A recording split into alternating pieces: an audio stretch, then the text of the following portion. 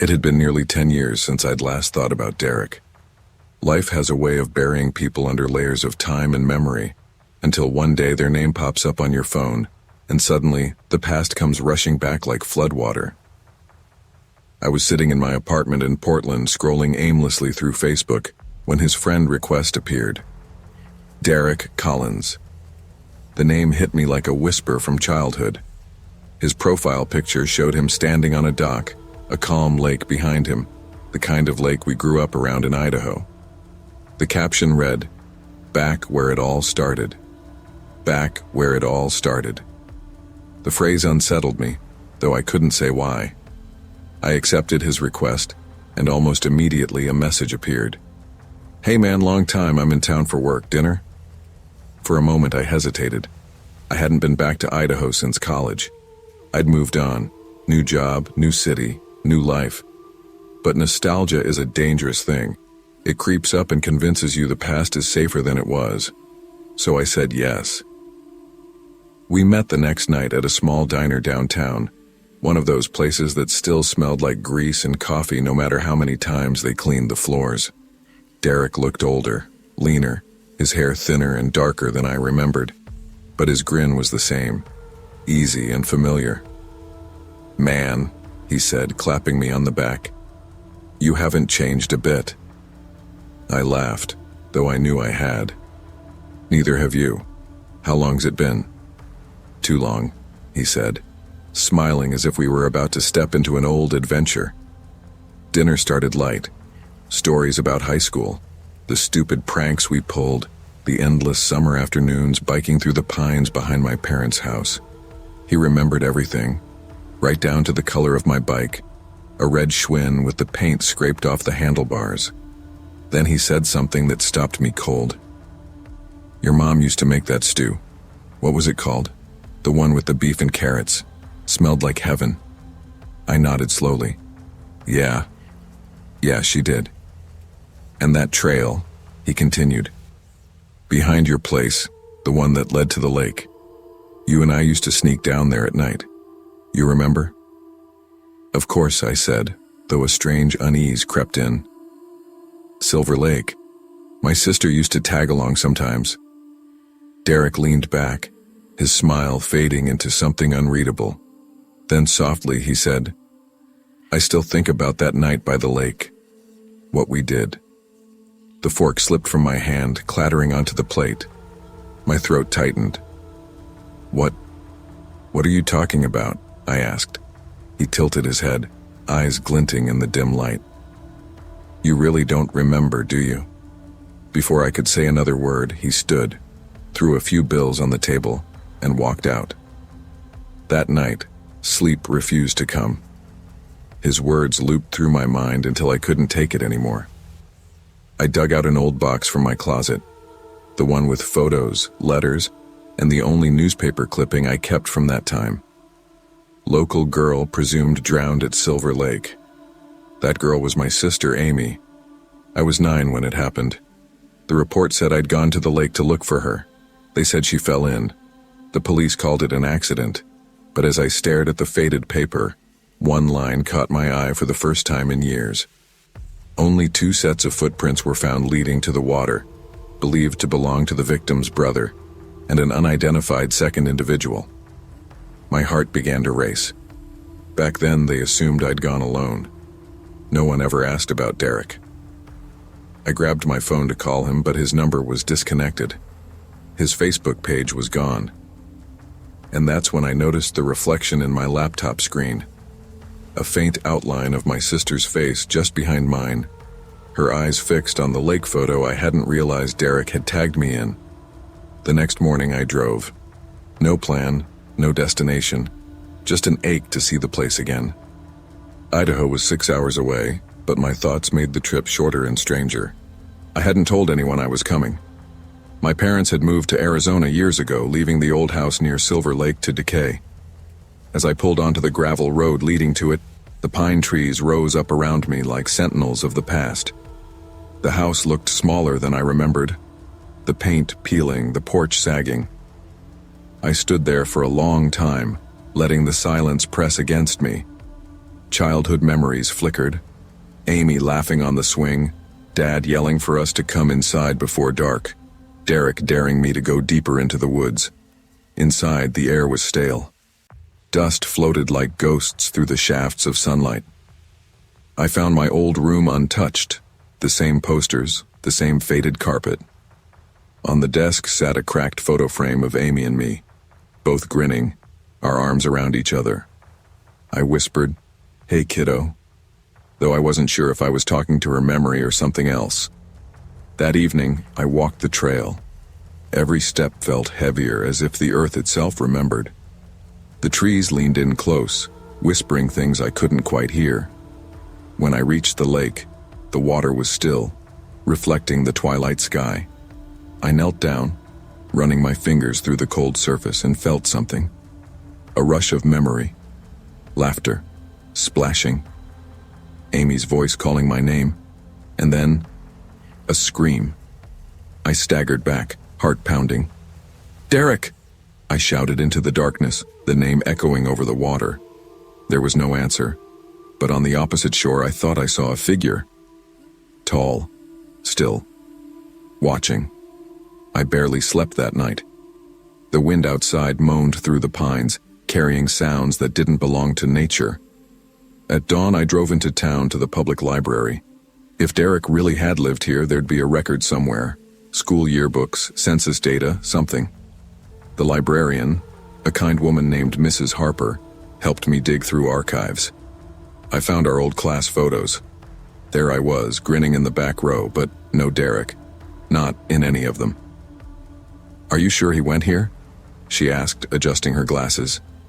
I nodded numbly. We were inseparable. He had brown hair, kind of tall for his age, always wore a denim jacket. She scanned the photos again. "Sorry, honey. Maybe he moved before picture day." But I knew that wasn't true. Derek had been everywhere, in every memory, every adventure, every secret. Before leaving town, I stopped by the sheriff's office to ask about the old report. The deputy on duty gave me a polite but puzzled look. "That case is closed, sir. No one named Derek Collins was ever questioned." Back at the house, I searched through the attic, desperate for proof he existed. Boxes of old toys, Christmas decorations, report cards.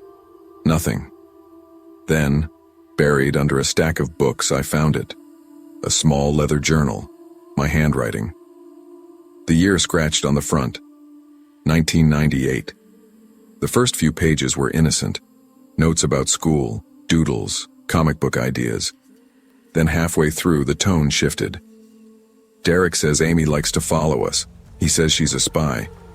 Derek told me to scare her so she'd leave us alone. He says we should take her to the lake tonight." My hands shook as I read. The last entry chilled me to the bone. "It's done. She's gone. Derek said we can never tell anyone." I dropped the journal, my breath caught in my throat. The words were mine, but I had no memory of writing them. That night, the knocking started. 3 slow, deliberate knocks at the front door. When I opened it, no one was there. Only footprints, small ones, leading away toward the woods. I followed them, flashlight trembling in my hand. The air was sharp with the scent of pine and rain. The trail wound toward the lake again, and halfway there I heard it, a voice faint and familiar. "Eli." It was Amy. My knees went weak. "Eli," she whispered again, closer this time. I spun around. Derek stood a few feet away, half lit by moonlight. He looked exactly as he had at the diner, no older, no different. "You found it," he said softly. "The journal." "What the hell is this?" I demanded. "You were never real, were you?" He smiled sadly. "I was real enough for what we did." "Tell me what happened," I said. He took a step closer. "You already know. You pushed her. You told me to." I shook my head violently.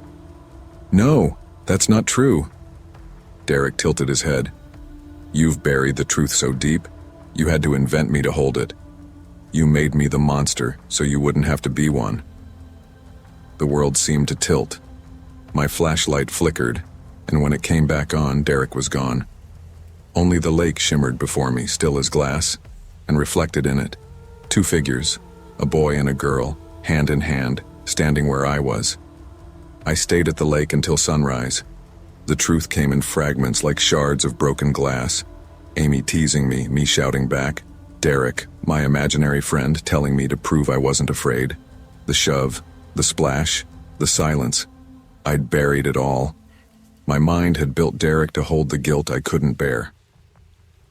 When I drove into town that morning, I went straight to the sheriff's office.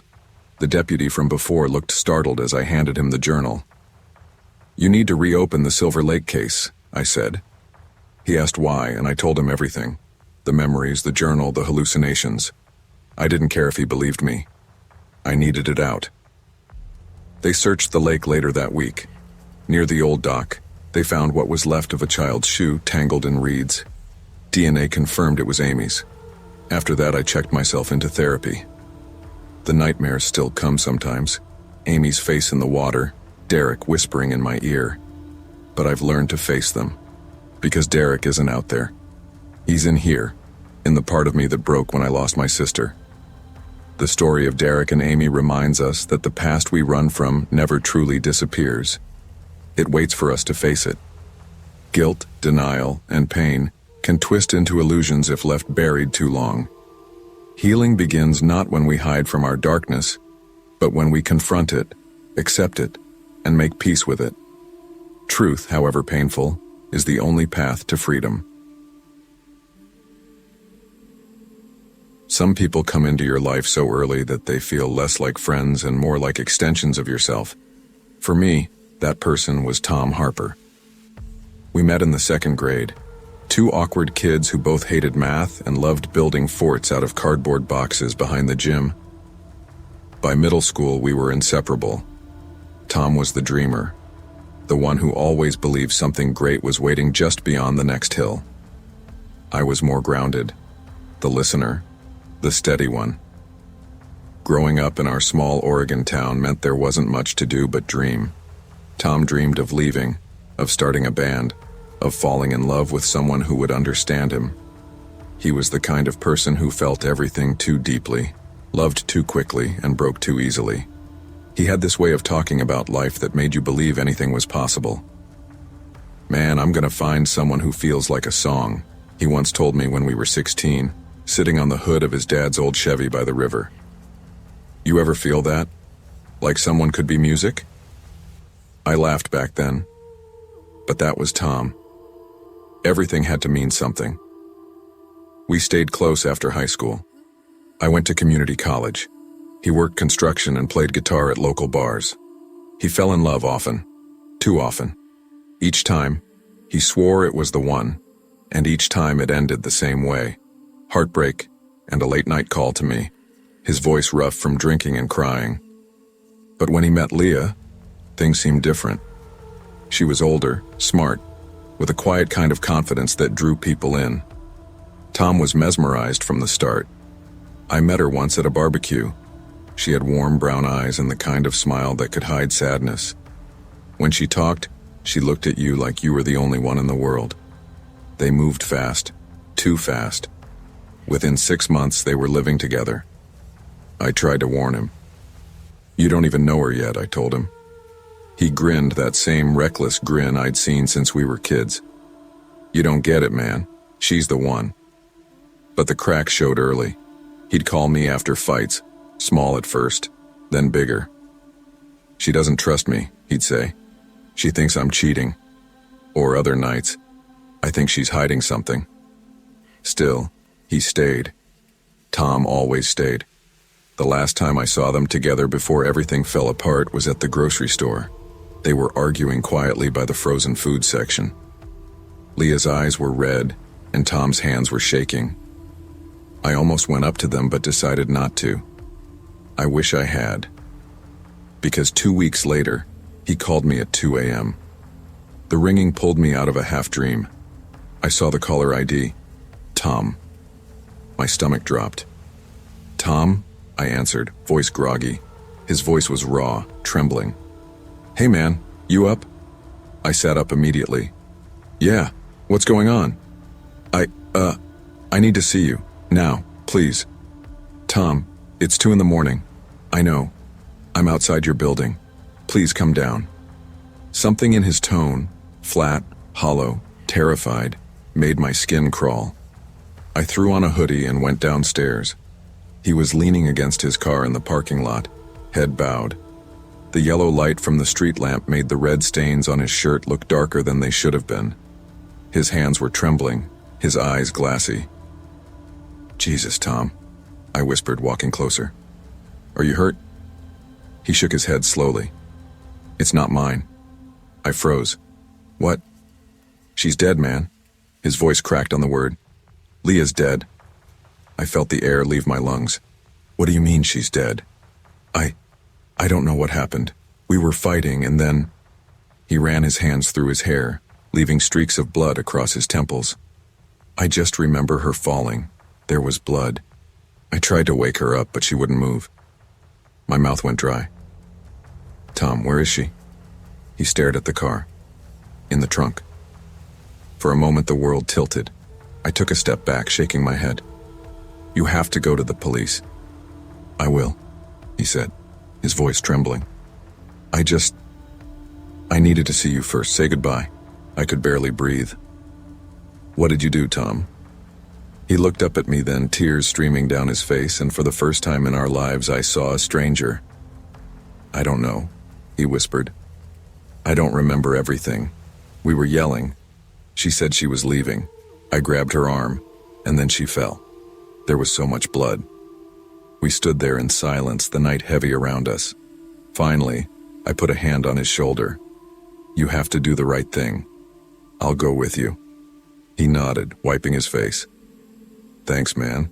I knew you'd answer." And just like that, he got back in his car and drove away. I followed behind him to the police station. He parked, sat there for a long time, then turned to look at me through the window. I gave him a small nod. He smiled, a sad, broken smile, and walked inside. That was the last time I saw him free. The weeks that followed were chaos. The news spread fast in our small town. Local musician charged with manslaughter. Everyone had an opinion. Some said he was a murderer. Others said it was an accident. I visited him in county jail a few days after his arrest. He looked pale and exhausted.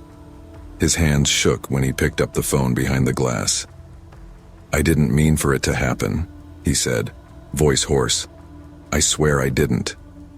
"I know," I said softly. "What do you remember?" He stared at the table. "We were fighting about her ex. She said she was leaving me. I lost it. I grabbed her arm. She slipped, hit her head on the counter. I tried to help her, but there was so much blood. I panicked. You should have called 911. "I know," he whispered. I was scared. I thought they'd think I did it on purpose. The trial lasted 4 months. The prosecutors painted him as jealous, unstable, violent. The defense argued it was an accident, a tragic mistake. When the verdict came, guilty of second-degree manslaughter, Tom didn't cry. He just closed his eyes, nodded, and whispered, "Guess I'm where I belong." He was sentenced to 20 years. He was 28 at the time.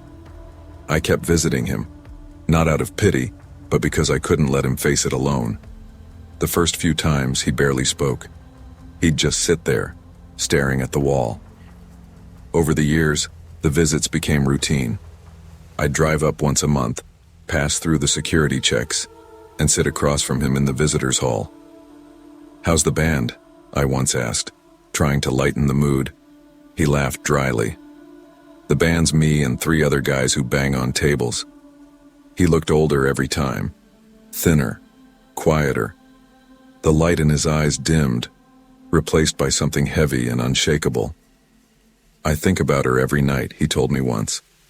The sound of her head hitting the counter, the way she stopped breathing. I replay it over and over. I didn't know what to say, so I just listened like I always had. He looked up at me. "You ever wonder what makes us snap? Like the exact second we stop being who we were?" "Yeah," I said quietly. "I think it's when we stop believing we can fix what's broken." He smiled faintly. "Maybe you're right." It's been 15 years now. Tom's halfway through his sentence, his hair's mostly gray, his eyes dull, but sometimes, when he smiles, really smiles, I see the boy I grew up with. The one who built cardboard forts and dreamed of songs that could change the world. During my last visit, he told me he was taking classes inside, literature, psychology. Trying to understand myself, he said, and her. Before I left, he leaned forward and said, "You ever think about forgiveness?" "All the time," I said. He nodded slowly. "I don't expect hers, but I hope someday I can forgive myself enough to breathe again." I squeezed his hand through the glass. "You will." As I walked out, I realized how much both of us had aged. The world outside was brighter than I remembered. People rushed by, laughing, living. I got in my car, looked in the rearview mirror, and for a moment, I swore I saw us again. Two kids by the river, dreaming about life, never imagining how it would end. True friendship endures even in the darkest places, but it cannot erase the consequences of our choices. We can love someone deeply, stand by them through their worst mistakes, and still learn that love alone cannot save them. In the end, forgiveness, both of others and of ourselves, is the only way forward. Every action, no matter how small or impulsive, can change a life forever.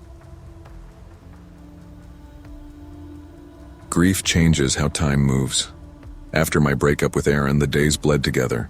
Slow, gray, heavy. I'd wake up, stare at the ceiling, and wonder what the point of getting out of bed was. Work didn't help. My friends tried, but small talk and half-hearted pep talks only made me feel more hollow. Then one Thursday afternoon, as I sat at my desk pretending to read emails, a message popped up on my phone. "Natalie. Hey, stranger. You look like you could use a weekend away." I hadn't talked to Natalie in years. We met in college, freshman year, dorm neighbors, and hit it off instantly. She was bold, funny, and fearless, in a way I never was. After graduation, she'd moved to Denver, and I lost track of her. I blinked at the message. "Wow, long time no see," I replied. "How'd you know I needed a break?" "Natalie. I saw a post. You looked sad. Come up to my family's lake house. Remember it?" "Can't say I do," I typed back. "Natalie.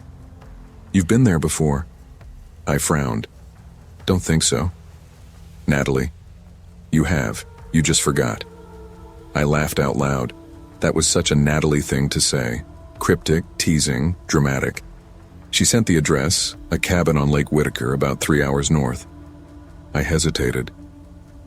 Something about her wording, "You've been there before," stuck with me, but I brushed it off. By Friday evening, I was driving through winding forest roads with the radio humming low. The sunset spilled across the lake like melted copper when I pulled into the gravel driveway. The cabin stood at the edge of the trees, exactly as I'd imagined it. Old, rustic, but welcoming. Natalie came out onto the porch, arms wide, her auburn hair catching the last of the sunlight. "You made it."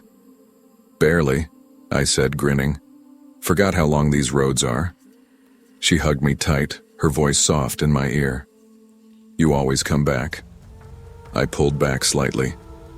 "Always?" She laughed it off and grabbed my bag. "Come on, city boy. There's beer in the fridge and a fire to light." That first night felt easy. We sat by the fireplace, trading stories, laughing until my stomach hurt. For a few hours, the heaviness I'd been carrying lifted. But when I woke up the next morning, something felt off. The second day started fine. Coffee, pancakes, lazy lake air drifting through the windows. Natalie seemed radiant, alive, like she'd never left college behind. She kept talking about old times, but some of her references didn't make sense. "Remember when we went skinny dipping here?" she said, grinning. I blinked. "You sure that was me?" "I think you've got the wrong guy." She tilted her head. "Of course it was you. You got so cold I had to give you my blanket." I laughed awkwardly. "That definitely wasn't me." Her smile faded for a second. "Right. Guess I mixed things up." Later, While we fished on the dock, she mentioned something else strange. "You were gone so long last time," she said, threading the bait onto her hook. "What last time?" She stared at the water. "Before. When you left without saying goodbye." I wanted to ask what she meant, but something about her tone made me stop. I told myself it was nostalgia, or maybe she was drinking too much. That night we drank wine on the porch. The crickets sang. The lake shimmered under the moonlight. For a fleeting moment I felt content again. Then Natalie said softly, "You never said you were sorry." I froze. "For what?" She smiled faintly. "For leaving me." Her eyes looked glossy in the firelight, almost distant, like she was remembering something I wasn't part of. I changed the subject, made a joke about my ex, and she laughed. But as I went to bed that night, her words echoed in my head. "You were gone so long last time. You never said you were sorry." I dreamed of dark water and laughter turning into screams. When I woke up, I could still smell smoke. On the third night, everything unraveled. It was past midnight when I woke to the crackle of fire outside. The smell of burning drifted through the window, sharp, earthy, wrong. I threw on a jacket and stepped out onto the porch. Natalie was kneeling by the fire pit, flames licking the night sky. She was tossing photographs into the fire, old Polaroids that curled and blackened in the heat. "What are you doing?" I shouted. She flinched, eyes wild. "You shouldn't be here." I walked closer, the heat stinging my face. "Natalie, stop. What are you burning?" She turned toward me, her face streaked with tears and ash. "You don't belong here anymore." "What are you talking about?" She threw another photo into the flames. I caught a glimpse of it before it burned completely. Me and her on the dock, arms around each other. I was smiling. She was too. "I don't remember that," I whispered. "You were here," she sobbed. "You left me. You said you'd come back." "Natalie," I said carefully, stepping forward, "I think you need to calm down. Let's just talk." She screamed, voice breaking. "You left me to drown." I froze.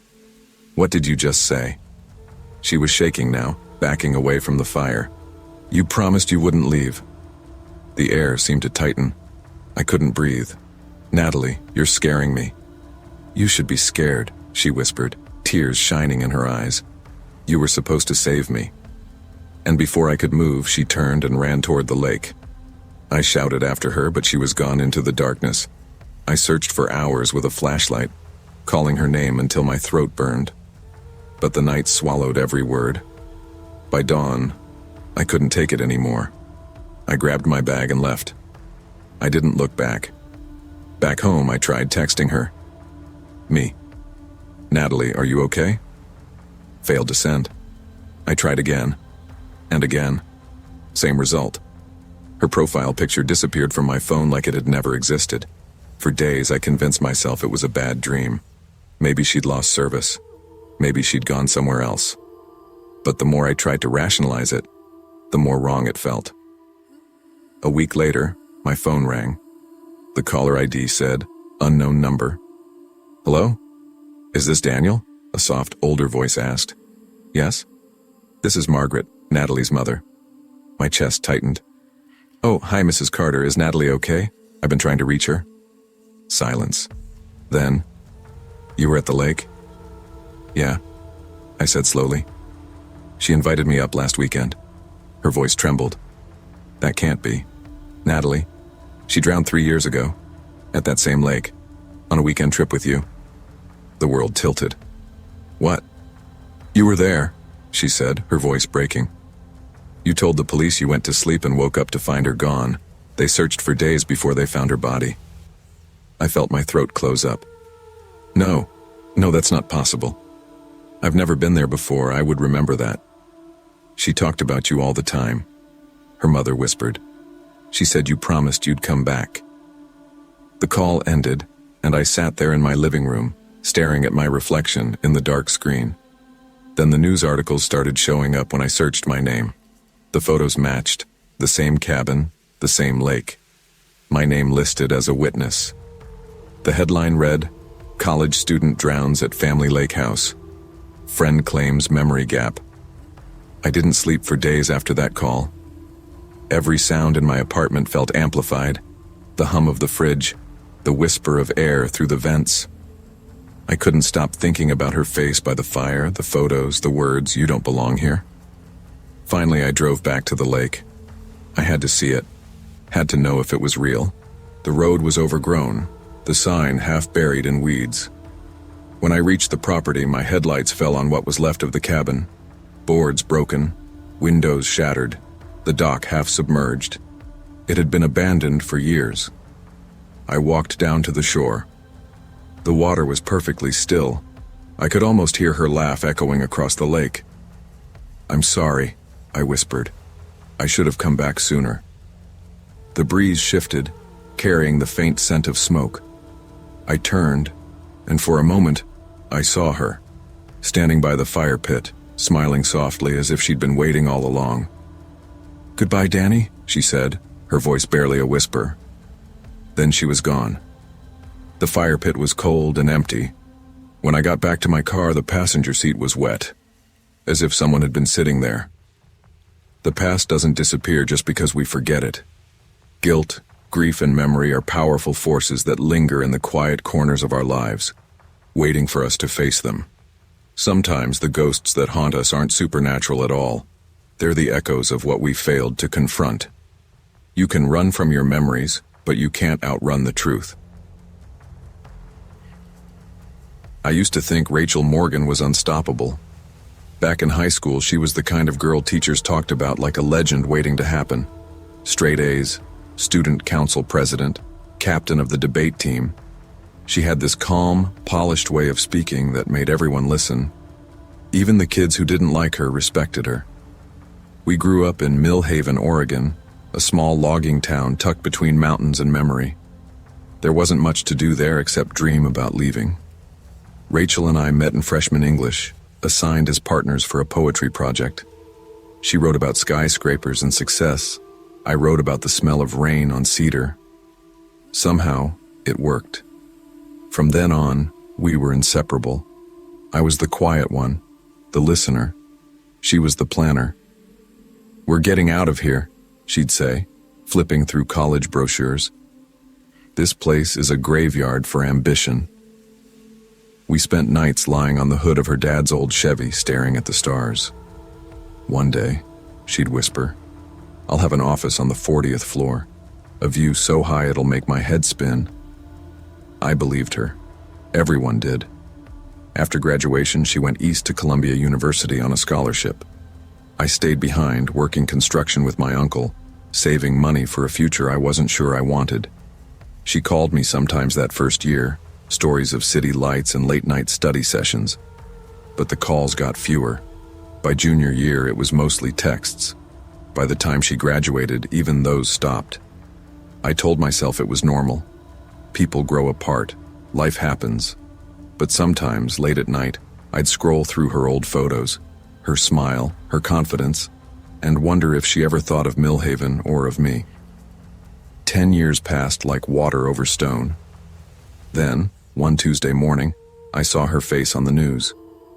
It was one of those gray mornings when the coffee tastes like cardboard and the radio just hums static. I was half awake, scrolling headlines on my phone, when I saw her picture. Rising financial star arrested in multi-million-dollar fraud scheme. The photo didn't look like the Rachel I knew. Her hair was darker, cut sharply at her jaw. She wore a navy suit, but her eyes, those sharp blue eyes, looked empty. The article said her real name was Rachel Morgan, but she'd been living as Rebecca Moore. She'd started shell companies across 3 states, funneling money through fake accounts. My phone buzzed with texts from old classmates. "Did you see this? Is that our Rachel?" Crazy, right? I couldn't look away. They said she'd been under investigation for almost a year, that her company collapsed overnight, leaving hundreds without jobs. The news anchors called it one of the most sophisticated financial cons in recent memory. But the photo, the mugshot, was what broke me. I recognized the faint scar above her eyebrow from when we built that treehouse in 10th grade.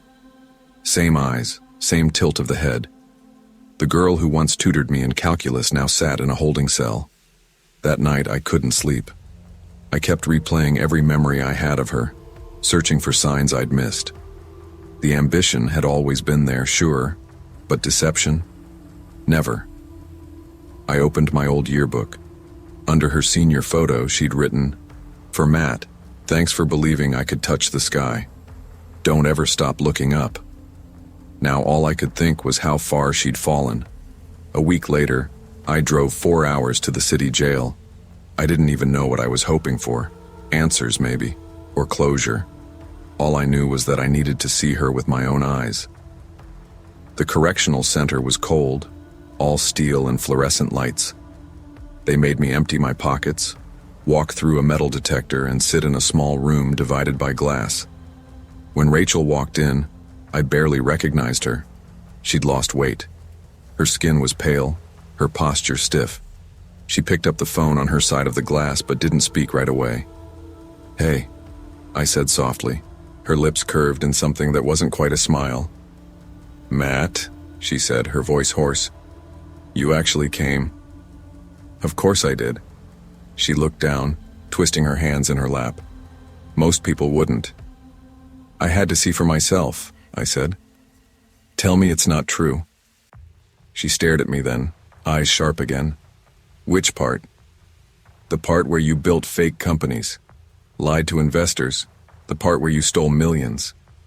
Her jaw tightened. "They make it sound so simple." "Then explain it." She let out a hollow laugh. "You wouldn't understand." "Try me." She leaned closer to the glass. "Do you remember what we used to say? That we'd never be stuck in Millhaven, that we'd make something of ourselves." "Yeah, but..." "I did it," she said. "I made it. The penthouse, the power, the respect. People listened when I talked. For the first time in my life, I wasn't the girl who had to prove herself. And now?" She smiled, bitter. "Now I'm a headline." I pressed my hand against the glass. "Rachel, what happened to you?" Her voice dropped. I stopped caring about the line between success and survival. At some point it blurred. We sat in silence. When the guard said time was up, she whispered, "You shouldn't have come." I shook my head. "You're still my friend." Her eyes met mine. "No, I'm not." And then she hung up the phone. I kept visiting, once a month, for almost a year. Some days she was open, others she barely spoke. But little by little the pieces came out. It started small, numbers, harmless adjustments to reports, playing the game like everyone else. But the higher she climbed, the more she bent the rules. "Everyone in that world cheats," she said once. "The only difference is who gets caught." I told her that wasn't true. She just smiled. "You still see the world like it's fair." I started noticing how she'd talk about herself in past tense. Rachel Morgan was ambitious, she'd say. Rebecca Moore knew how to win. It was like she'd split herself in two, the real one buried under years of lies. One afternoon she asked, "Do you ever think we could have had a normal life if we'd stayed in Millhaven?" "Maybe," I said. "But that wasn't you." "No," she said quietly. "It wasn't." Later, as I was leaving, she said something that's never left me. "You know what the worst part is? It wasn't the greed. It was the emptiness after I got everything I wanted. I looked out from the top, and it felt just like Millhaven, small and suffocating. That's when I knew I'd lost myself." I drove home in silence, the highway stretching endlessly ahead. Somewhere along that road, I realized ambition could be as dangerous as addiction. It starts as a spark, but it can burn everything if you don't control it. 2 years later, Rachel took a plea deal, 12 years in federal prison. When I went to say goodbye, she looked calmer, almost peaceful. She smiled faintly when she saw me. "Guess I finally have time to think," she said. You still writing those letters to your mom? I asked. She stopped answering, Rachel said softly. Can't blame her. I still believe in you, I told her. She tilted her head. You shouldn't. I don't mean the crimes, I said. I mean the part of you that used to dream under the stars. For a moment, her eyes softened. That girl's long gone, Matt. Maybe, but I saw her once, and maybe someday you'll see her again too. She didn't respond. As I left, she called out, Don't waste your life trying to save people like me. I turned. You saved me once. Freshman year. You said I was worth something. You don't get to take that back. She looked down, smiling faintly. Maybe I needed to hear that too. That was the last time I saw her. Sometimes I still drive past Millhaven High. The football field's overgrown, the bleachers rusted.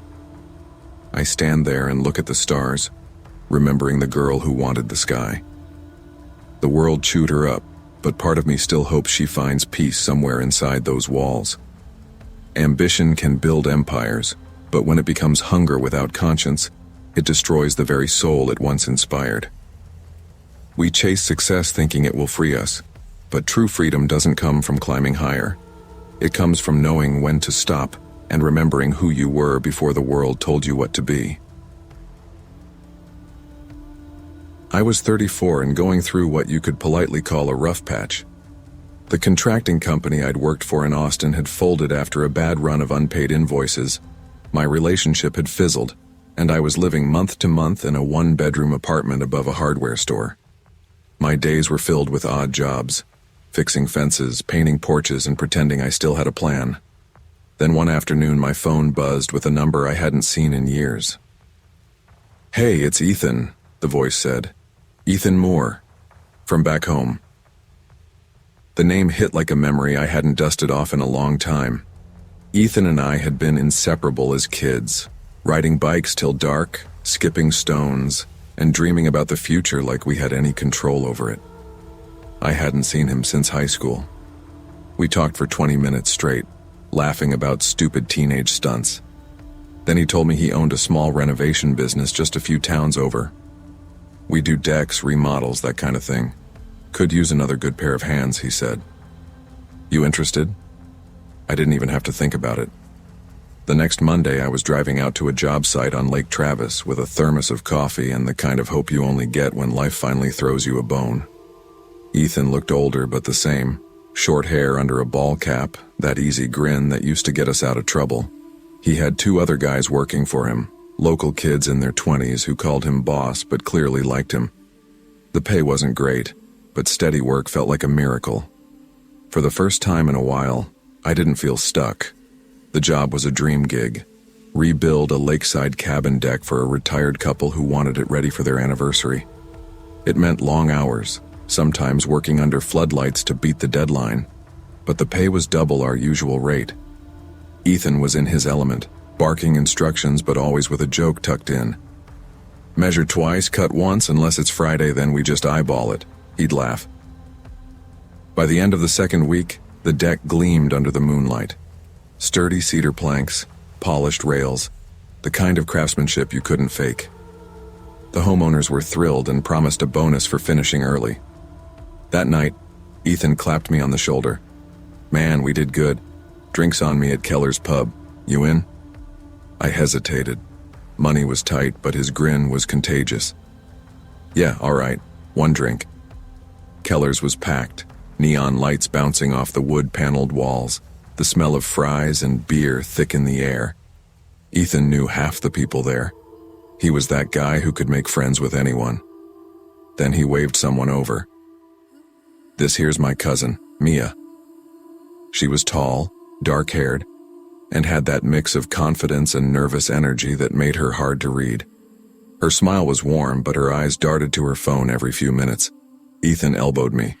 She's single, man. Don't be shy. I laughed it off, but Mia and I ended up talking anyway, about travel, bad jobs, the heat wave that wouldn't end. When the crew finally called it a night, she asked if I wanted to grab one more drink at my place. I should have said no.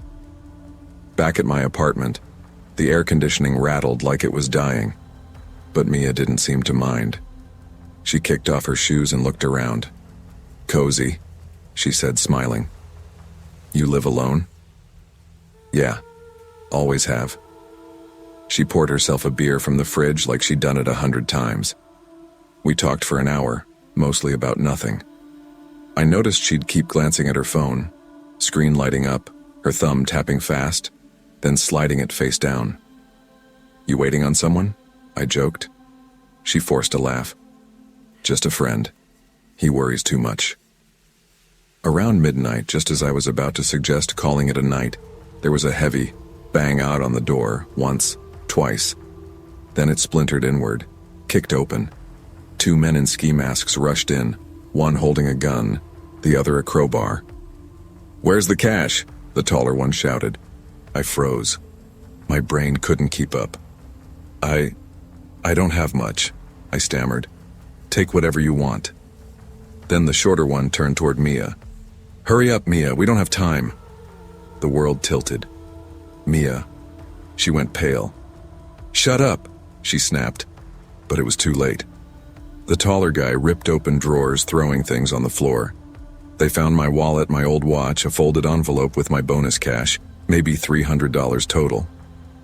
"This all you got?" he barked. "Yeah," I said, my voice shaking.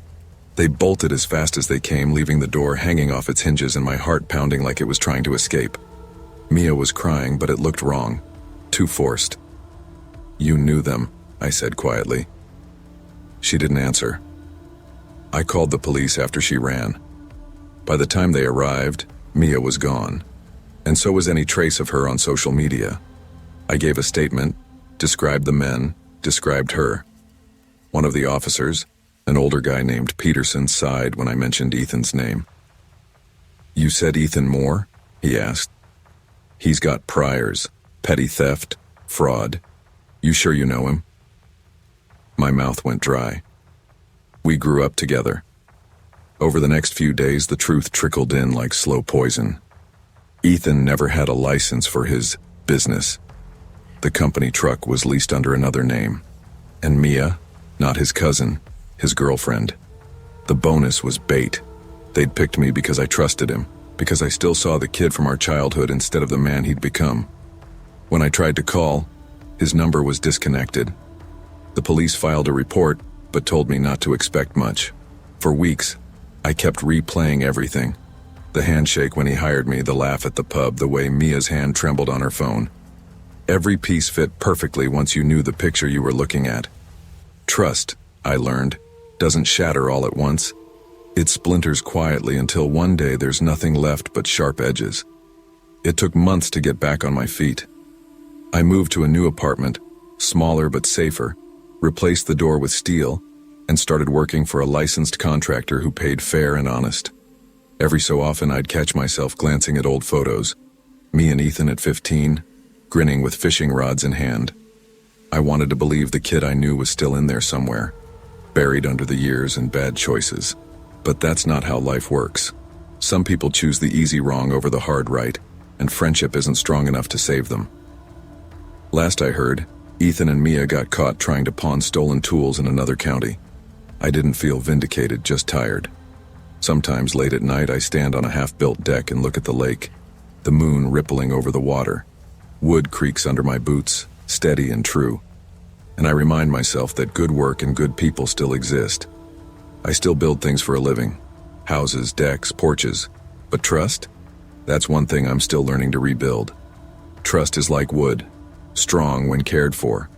But once it's been rotted through by lies, no amount of sanding can make it whole again. Test the beams before you stand on them. And remember, loyalty without honesty isn't friendship. It's just the setup before the fall.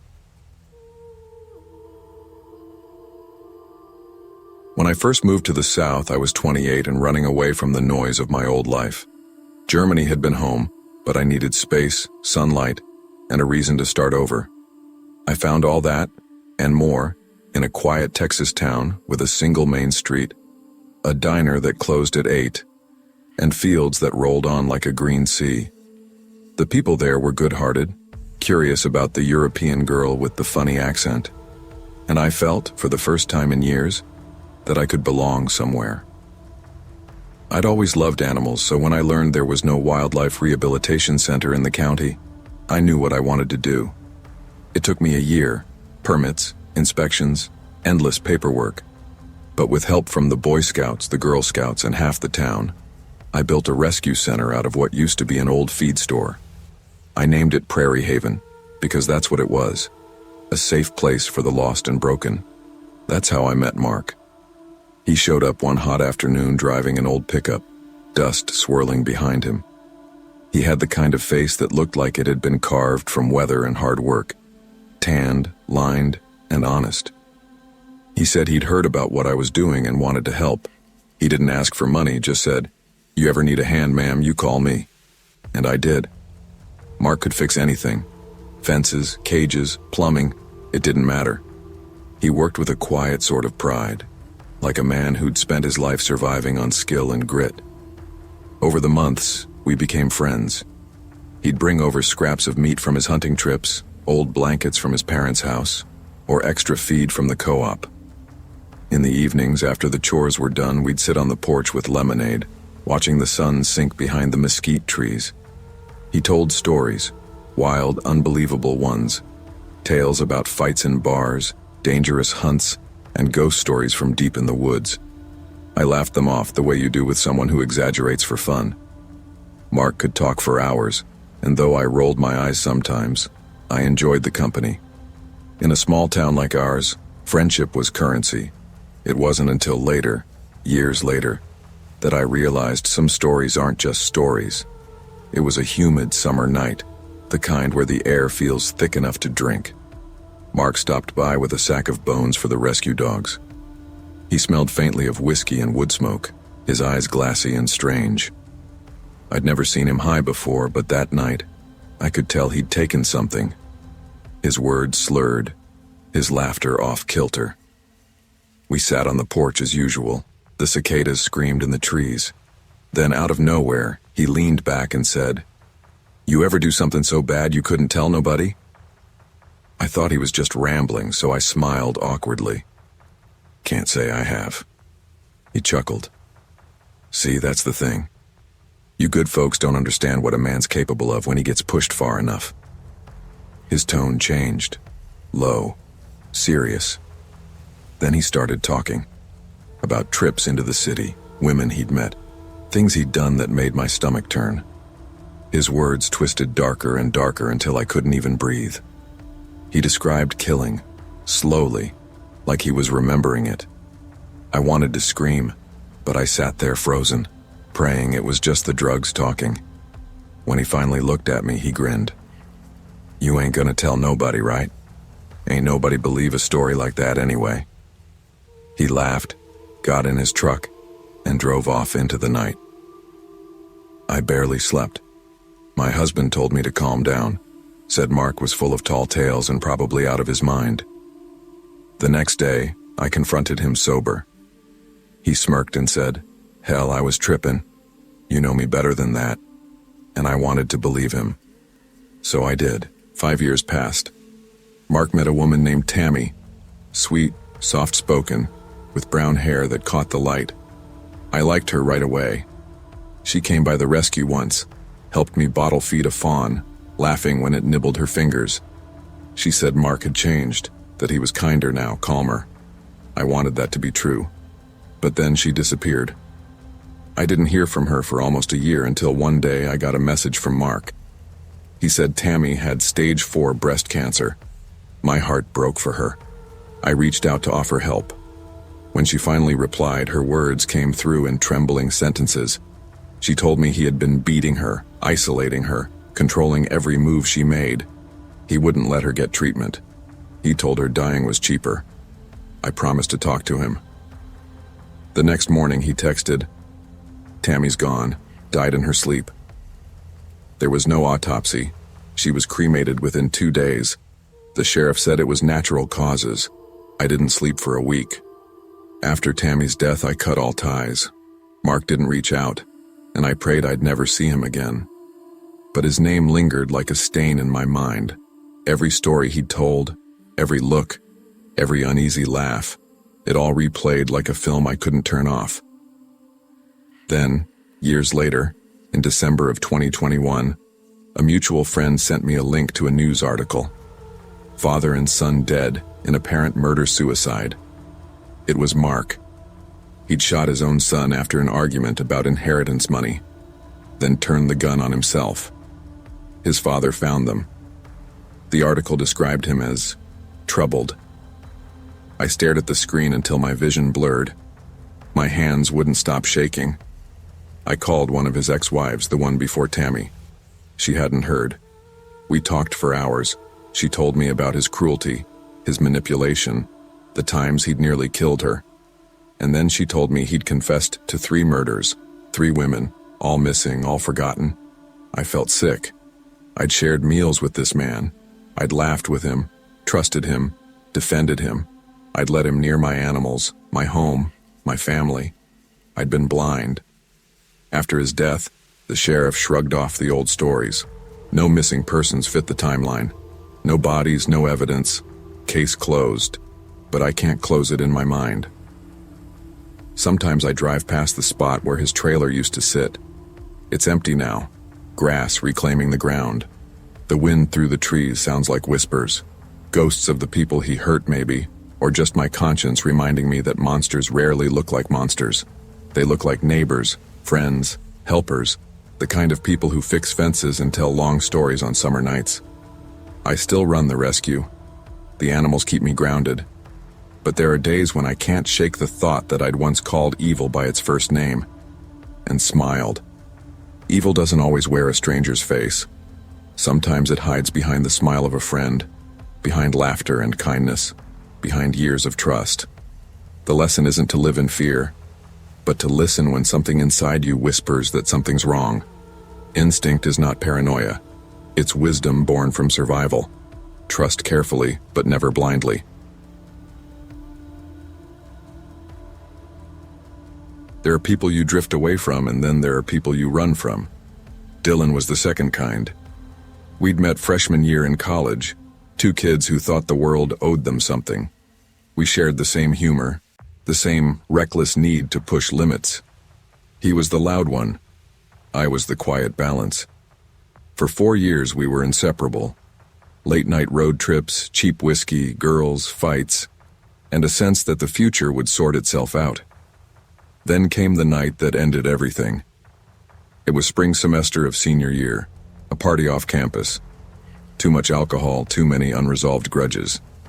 He accused me of stealing his research idea for a group project. I called him paranoid. Things got ugly. Someone shoved someone else, a bottle broke, and I walked out before it turned worse. We didn't talk after that. No texts, no calls, no "sorry, man." Just silence that lasted more than a decade. Life moved on. I graduated, got a job in architecture, settled into a quiet rhythm, work, bills, small talk with neighbors. Dylan became one of those people you tell stories about in passing. Yeah, I used to know a guy like that. Then last winter, in the middle of a snowstorm, my phone buzzed. Dylan, hey, it's been a long time. Can we talk? I owe you an apology. For a long minute, I just stared at the message. I'd changed phones since college. I didn't even know how he got my number. I typed back, "You okay?" "Yeah. Just want to make things right. Diner off Route 6 tomorrow, 8 p.m. My treat." I told myself it was curiosity that made me say yes. But the truth was, part of me missed him. Part of me wanted to believe people could change. The diner sat just outside town, a squat building with neon lights that flickered like they were tired of trying. The snow was still falling when I pulled up, soft flakes swirling in the headlights. Inside, the smell of coffee and fried food wrapped around me like a memory. He was already there, or at least I thought he was. Dylan looked older, thinner. His hair had gone gray at the temples, and his eyes had the weary calm of someone who'd lived through storms. When he smiled, it was hesitant, almost shy. "Hey," he said. "Didn't think you'd come." "Yeah, well, I said, sliding into the booth. Figured you might owe me that apology you mentioned. He laughed lightly. Fair enough. We talked for a while, about work, old friends, how stupid we'd been back then. He said he'd been through therapy, had cut back on drinking, learned how to face his anger. There was a gentleness in his voice that hadn't been there before. Then as the waitress refilled our coffee cups, he asked quietly, "Do you still hear the screaming sometimes?" At first I thought I'd misheard. "What?" "The screaming," he said again, his eyes fixed on mine. "You told me it stopped after we buried her." I froze. My mouth went dry. "There was never any screaming," I said. "What are you talking about?" He frowned, confused. "You said you didn't remember. Back then you said you were drunk, but I remember everything. The woods behind the old dorms. You begged me to help. I thought..." "Stop," I snapped. "That never happened." But his voice broke when he whispered, "Then why can't I stop hearing her?" Something inside me twisted. Fear, confusion, disbelief. I tossed a 20 on the table and walked out without another word. Outside, the snow had turned to ice. I didn't look back. 2 weeks passed before I heard the news. It was a Wednesday morning. I was scrolling through local updates on my phone when a small headline stopped me cold. "Man found dead in apparent suicide. Dylan Hayes, 35. The date of death. The same night we met at the diner." At first I thought it had to be wrong, maybe a coincidence, but the photo was unmistakable. Him, smiling awkwardly in a work uniform, same crooked grin. I stared at it until my coffee went cold. I told myself there had to be an explanation. Maybe the diner meeting happened earlier that day. Maybe he'd done it after I left. But a thought wormed its way in, small and impossible to ignore. What if he'd already been dead? The next day, I drove back to the diner. The waitress remembered me. "Were you here the night of the snowstorm?" I asked. She nodded. "Sure was. You were sitting in that back booth talking to yourself for almost an hour." I blinked. "Talking to myself?" She frowned. "You okay, hon? I figured you were on the phone or something. There wasn't anyone with you." My legs went weak. I thanked her and stumbled outside. The cold bit into my skin, but I barely felt it.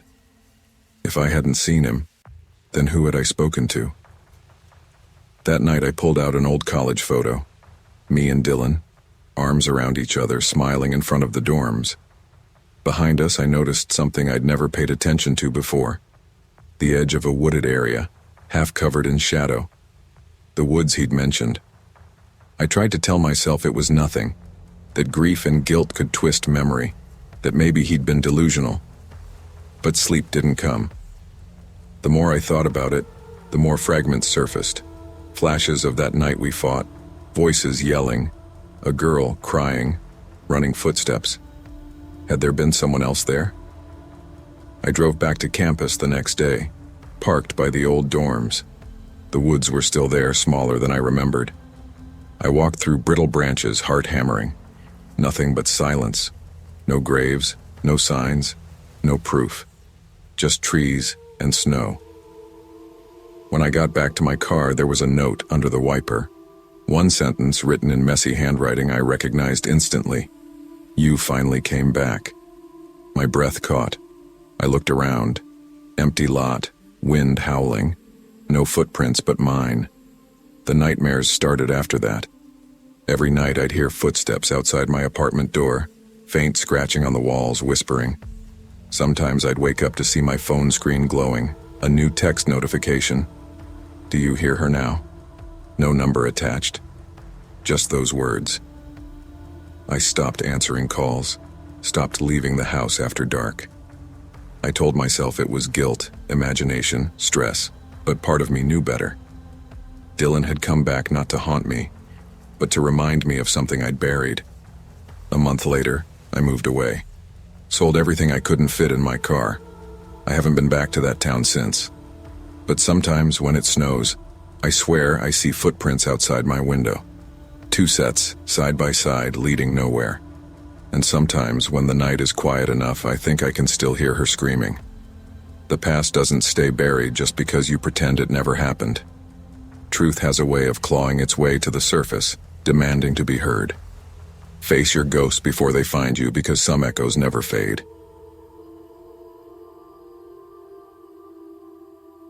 I've never been good at ignoring people who need help. Maybe it's guilt, maybe it's habit. Either way, that's how Jake came into my life. It was early spring, one of those dull stretches when the days blend together. I'd been working at a home improvement store in the outskirts of town, night shifts mostly, stocking shelves and closing the registers. It wasn't glamorous, but it paid steady and kept my mind off the messiness of life. A friend from my old neighborhood texted me out of the blue one evening. "Hey, my buddy Jake's looking for work. Any openings where you're at?" We always needed people, so I told him to have Jake swing by. When he showed up, I almost didn't notice him at first. He was tall, thin, maybe late 20s, with washed-out blonde hair and eyes that didn't quite meet yours when he spoke. He had that polite, quiet way about him that makes you feel like you should talk more to fill the silence. "Thanks for helping me out," he said, voice low and deliberate. "No problem," I replied. "It's not a bad place to work. Good people. You'll get used to the hours." He smiled, a small, practiced smile that didn't reach his eyes. Something about it felt off. I couldn't explain it, but it was like standing in a room that's too quiet, where you can hear every creak and hum. Still, I pushed that thought away. People can be awkward. Everyone deserves a chance. I helped him fill out the online application and even walked him through the background check process. The store manager, Denise, liked his resume. Clean, simple, nothing remarkable. "He seems like a good kid," she said. "Bit quiet, but we could use someone steady." The first interview went fine. Jake answered questions in short, clipped sentences. When asked about his last job, he said, "Didn't work out. Some misunderstandings."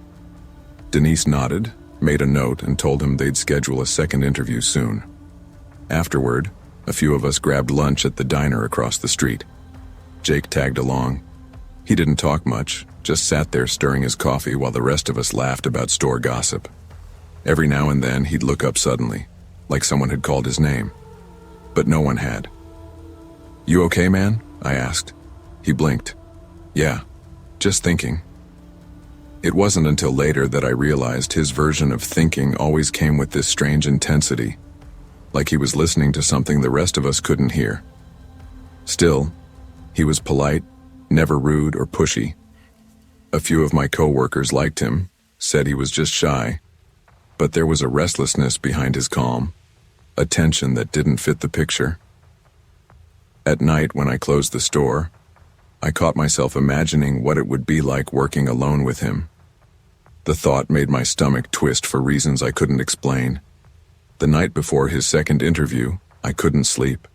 Something about Jake kept circling in my mind. Maybe it was the way he always avoided direct questions, or that odd flicker in his eyes when people laughed too loud. I don't even know why I did it, but I typed his full name into Google. The first result hit me like a brick. Local man arrested for making violent threats in 2018. There was a grainy mugshot. Him, unmistakably. The article said he'd been charged after threatening a co-worker with a knife at a warehouse job, claiming they were planning something against him. Charges were later dropped due to mental health concerns. My heart pounded. I reread it 3 times, hoping I was mistaken. But it was him. Same eyes, same blank stare. The next morning, I brought it to Denise. She was shocked but calm. "We'll handle it," she said. "We'll let him know we're not moving forward." She called him that afternoon. He didn't argue, didn't ask why, just said, "Okay, thanks for letting me know." And that was it. No drama, no follow-up. Life went back to normal, or at least, it seemed that way. It was late summer when I saw his face again.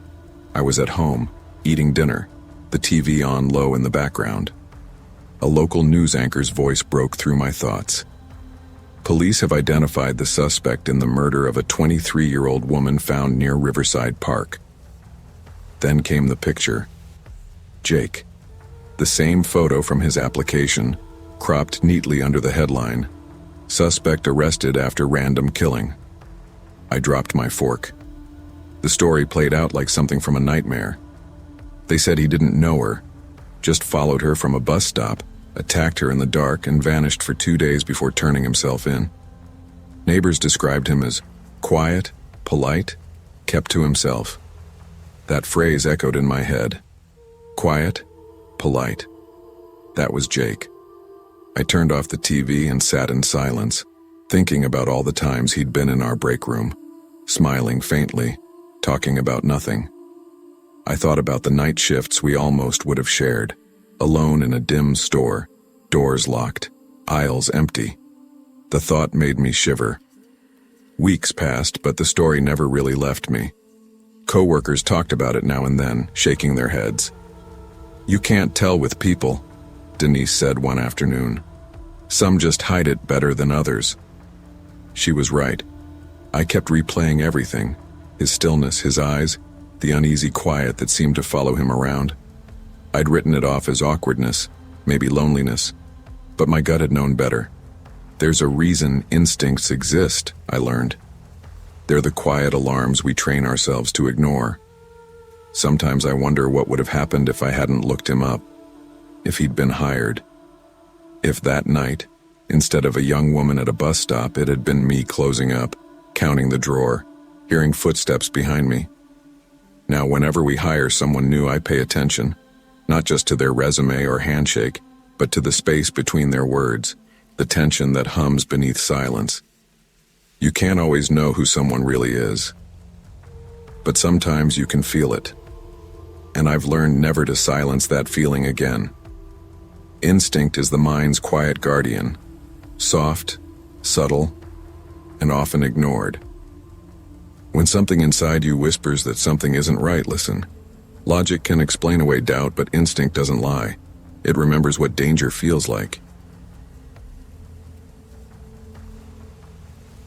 I hadn't seen most of the guys from high school in over a decade. Life had pulled us all in different directions. Careers, marriages, kids, divorces.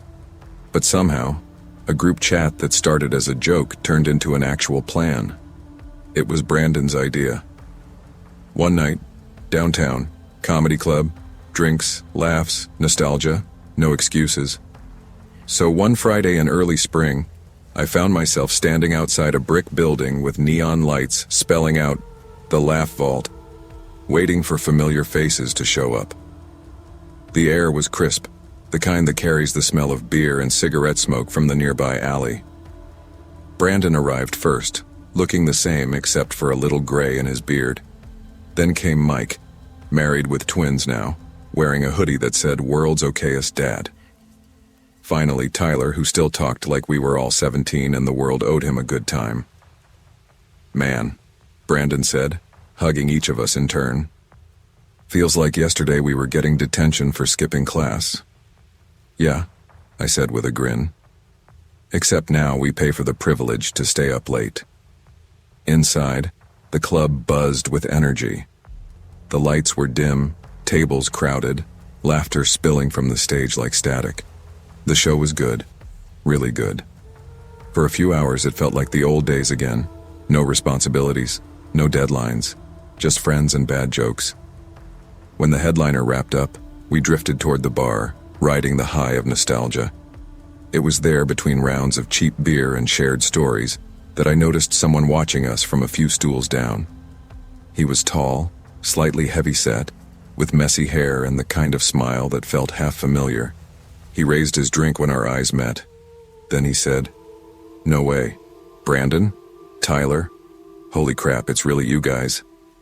At first, none of us recognized him. Then Brandon's face lit up. "Trevor? From middle school?" That name pulled me back decades. Trevor Cole, the quiet kid who sat behind me in 8th grade history, always doodling in his notebook, always trying to fit in. He'd moved away after sophomore year and I hadn't thought of him since. Now here he was, older, rounder, but with that same eager grin. "Man, what are the odds?" Brandon said, clapping him on the back. Trevor laughed. "Small world, huh?" I actually work here. Backstage crew. Help with lighting and security stuff. Been here a couple years now. He said it with the casual confidence of someone who belonged. And in that moment, we believed him. Trevor slipped right into the circle like no time had passed. He bought a round, told a few jokes, and caught up on everyone's lives like he'd been following along the whole time. He said he was single, living nearby, working odd hours with the club. He talked about comedians he'd met, some famous, some not, and how crazy it could get backstage before shows. Tyler leaned in, intrigued. You serious? You actually hang out with these guys? Trevor grinned. Sometimes. I know the headliner tonight, Eddie Lennox. Real cool guy. He usually sticks around after the show. I could probably sneak a couple of you in for a quick meet and greet if you want. That got everyone's attention. You're kidding, Brandon said. No joke. Eddie doesn't usually meet fans unless it's arranged through the club, but I could get you in after midnight once the crowd clears. We all exchanged glances. It sounded too good to be true, but Trevor spoke with such conviction, it felt legit. Man, that would make my night, I said, half drunk and grinning. You serious about this? Trevor nodded. Just wait till the staff finishes up. I'll text you when it's time. The rest of the group was hesitant, but my girlfriend, Emily, nudged me under the table. You've been talking about meeting that guy for years, she said. Let's go for it. So, we waited. We laughed, ordered another round, and kept an eye on the door as the crowd thinned. By 11:45, only a handful of people were left. Then Trevor waved from across the bar. You two, come on. Now's the time. Emily and I followed him through a side hallway past the bar, the lights dimming as we went. Something about the way the air shifted felt wrong, like we'd stepped out of the party and into a place we weren't supposed to be. The hallway smelled of cleaning solution and old carpet. A dull red employees only sign hung crooked above a gray door. Trevor led confidently, his shoulders squared, as if he knew every inch of the place. You sure this is okay? Emily whispered. Totally, Trevor said. Eddie's just wrapping up in the green room. You'll love him. He's one of the good ones. We passed a stack of boxes labeled lighting equipment, then another door with a keypad lock. My gut tightened. I thought you said you worked security, I said. I do sometimes, Trevor replied without turning around. Depends on the night. I started to reply, but before I could, a loud voice boomed down the hallway. Hey, what the hell are you doing back here? Two men in black security shirts came around the corner. One of them radioed something while the other reached for his holster. Wait, Trevor shouted. It's cool, they're with me. But the guards weren't buying it. Within seconds, one of them grabbed me, slammed me against the wall, and yanked my arms back. Emily screamed. Don't move! You're trespassing! I tried to explain, but it was chaos. Trevor backed up, hands raised, stammering. It's fine. It's me, Trevor. Tell Eddie I'm cool. The guards looked at each other. One muttered into his radio. We got him again. Again. That word stuck in my head as everything blurred into shouting, confusion, and flashing lights. We spent nearly 3 hours in a cramped office while the police sorted things out. Emily was crying, her mascara streaked down her cheeks. I sat there numb, repeating the same words over and over. He said he worked here. We thought it was okay. The officers were calm but skeptical. One of them finally came in and said, You two can go. You're not in trouble. But your friend, he's being detained. Detained for what? I asked. The officer sighed. Your friend doesn't work here. Never has. He's been showing up for weeks trying to get backstage to talk to one of the comedians. The club's banned him twice already. Tonight he used you to get past the front area. It took a moment for that to sink in. You're saying he used us as a distraction? Exactly. He figured if he brought a couple of normal-looking customers with him, he could blend in. Emily covered her mouth. Oh my God. They let us leave just after 3 a.m. The air outside was freezing, cutting through the lingering smell of beer and sweat on my jacket. Brandon and the others were still waiting near the parking lot, worried and confused. When I told them what happened, Brandon's face went pale. "Trevor? That's insane. He didn't seem—" "No," I interrupted. "He didn't. But maybe that's why it worked." None of us said much after that. We just stood there in the dim parking lot, the city humming quietly in the background, each of us realizing how easily we could have been part of something worse. A few days later, I got a call from a detective. He said Trevor had been ordered to undergo psychiatric evaluation. Apparently, he'd been stalking the same comedian for months, sending letters, hanging around the club, pretending to be staff. When they searched his apartment, they found photos, printed schedules, even maps of the building. It was obsession, not friendship, that brought him to us that night. I deleted his number, but I couldn't delete the feeling. The thought that someone you once knew, someone who laughed at the same jokes and shared the same cafeteria, could grow into a stranger capable of dragging you into his delusion without you even realizing it. Sometimes I replay that night in my head. The laughter, the drinks, the comfort of old memories. And then the turn. The moment that laughter curdled into something dark and unfamiliar. It wasn't just the lie that hurt. It was the betrayal of memory itself. Because when someone you once trusted looks you in the eye and says, "Come with me," you want to believe them. You want to believe the past still means something. But that night taught me otherwise. Not every familiar face belongs to the same person you once knew. Time changes people. Sometimes quietly, sometimes dangerously. Trust is precious, but blind trust can be a trap. When something feels wrong, pause before you follow, because not every door a friend opens leads to safety. There's something about old friendships that makes you forget time.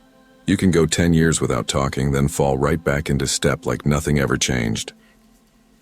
That's how it felt when Marcus texted our group chat last May.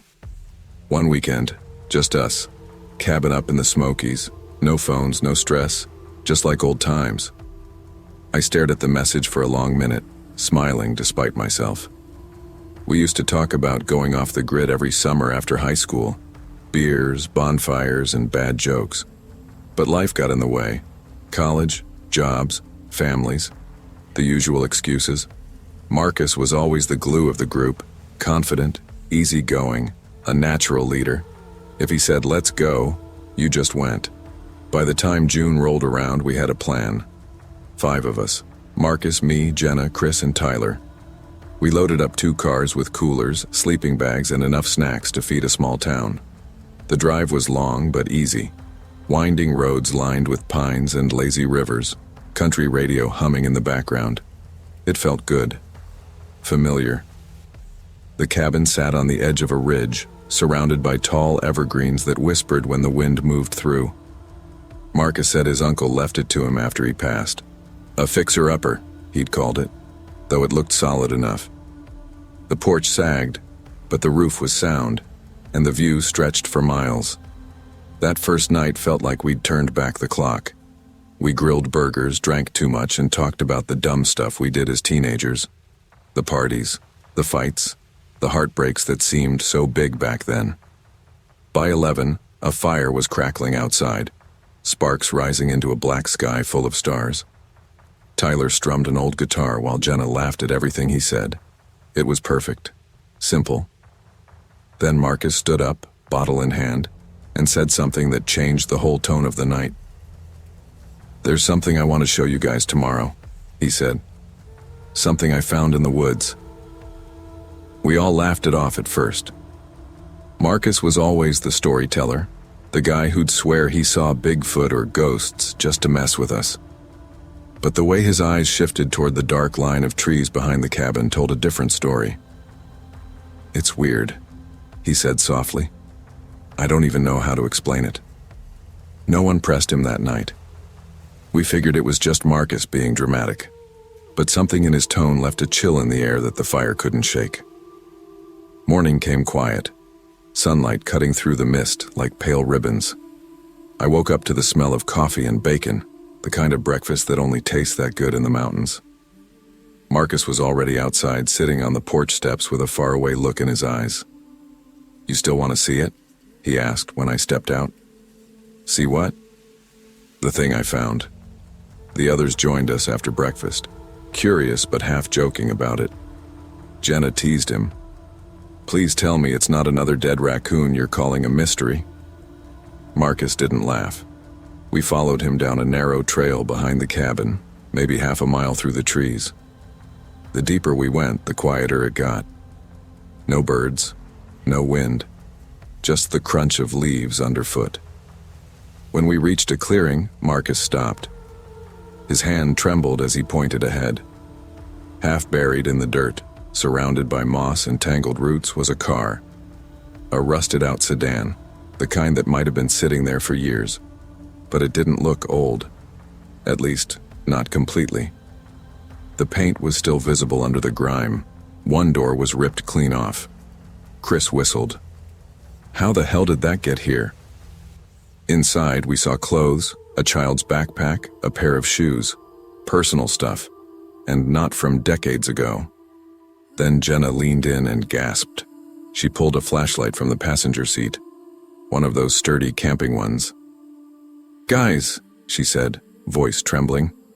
"Look." Etched into the metal near the handle were the letters M.T. Marcus's initials. Marcus went pale. He took a step back, then another, rubbing the back of his neck like he was trying to wake up from a bad dream. "I didn't put that there," he said quickly. "I swear to God I didn't." Tyler frowned. "Then how the hell did your flashlight end up in a buried car?" Marcus took a deep breath. "That's why I wanted to show you. For weeks now, someone's been leaving things from this car on my porch. First it was a glove, then a photo, then the keys. I thought maybe a hiker found this wreck and was screwing with me, but..." He trailed off, staring into the trees. Chris shook his head. "Why didn't you call the cops?" "I did," Marcus said.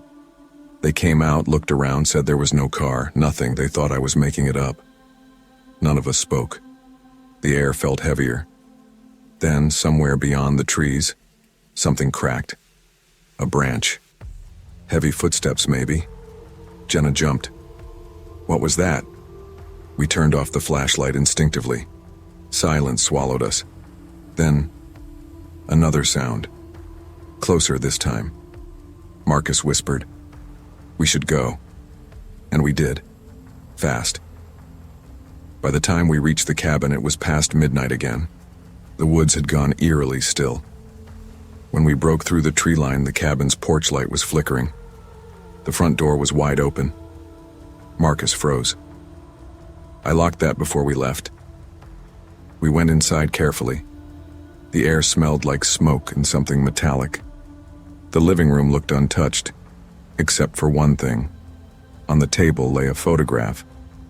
It was the 5 of us, taken that very morning. Tyler swore under his breath. "That's not funny, man."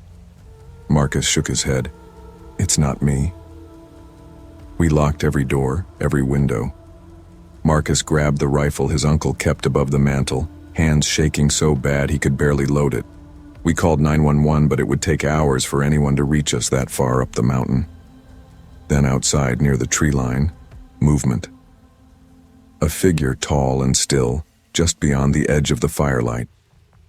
Marcus aimed the rifle, whispering, "Get back." When the headlights of approaching police finally cut through the trees, the figure vanished. And Marcus was gone. The police combed the woods for days. They found footprints, multiple sets leading toward the ravine, but never coming back. They found the car too, the same one we saw, but this time the trunk was open, empty. They never found Marcus. Months passed. The story made local news. Missing man in Smoky Mountains, they called it. But to us it was something else entirely, something that didn't fit neatly in a headline. Sometimes I dream about that night. The crunch of leaves, the half-buried car, the photograph on the table. And sometimes I think about Marcus's face when he said someone had been leaving things on his porch. He looked scared. but not just of whoever was doing it. It was something deeper, like he already knew the truth and couldn't bring himself to say it. Maybe the shadow that night was following him. Maybe it was waiting for him. Or maybe it was him all along. I guess we'll never know. The past doesn't always stay buried, especially when you go digging for it. Some truths aren't meant to be uncovered, and some people aren't who they used to be. Trust your instincts, value your peace, and remember, when someone invites you into their darkness, don't follow them too far in. I've always believed the best friendships are the ones that outlast change, the kind that survive college, careers, marriages, and moves. Our group was that kind. 8 of us, friends since middle school, meeting every Friday night no matter what. It started as pizza and video game nights in someone's parents' basement. Then it became dinners at restaurants, backyard barbecues, birthdays, weddings. We'd grown up, but somehow stayed together. That's why it felt strange when Lila texted one evening, "Mind if I bring a coworker tonight? He's new in town and doesn't know many people." Nobody objected. We were all welcoming by nature. Besides, how could one more person hurt?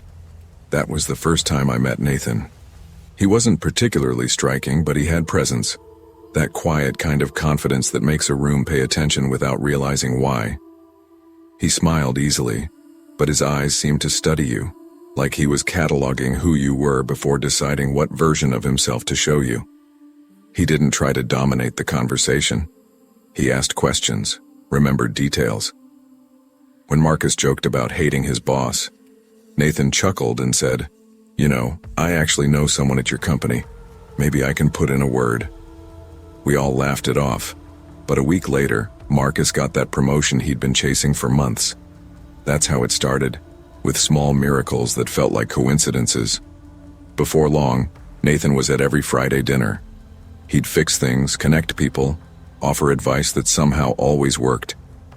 He made you feel seen, like you mattered. But there was something else underneath it, a sense that we'd all started orbiting him without realizing it.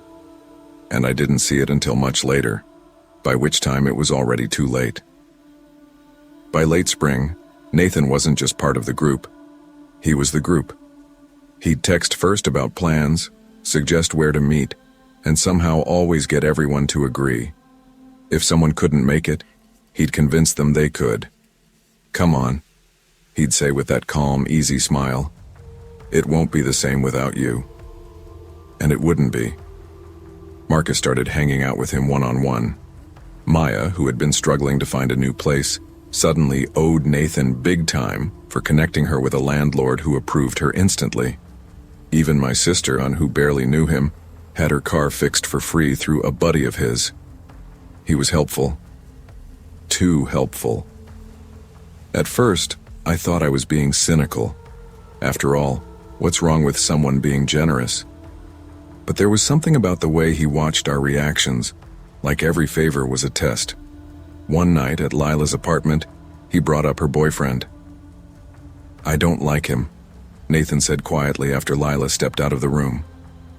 "Why?" I asked. "He's hiding something. You'll see." The following week, Lila broke up with her boyfriend. She said Nathan had been right, that she'd found messages from another woman.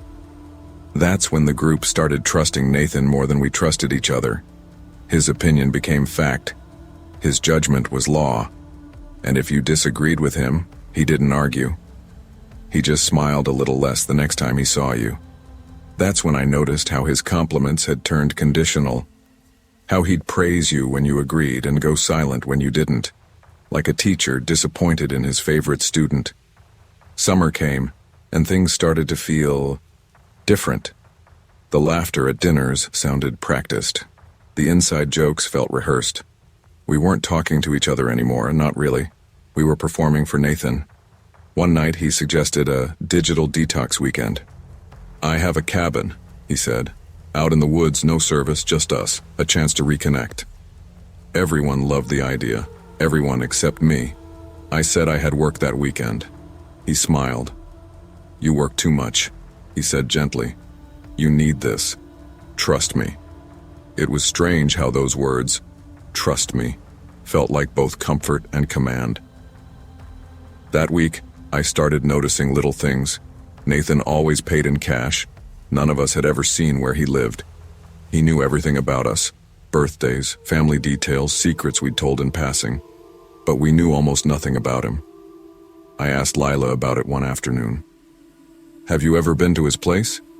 "No," she said. "Why? Doesn't that seem weird?" She hesitated, then shrugged. "Nathan's just private.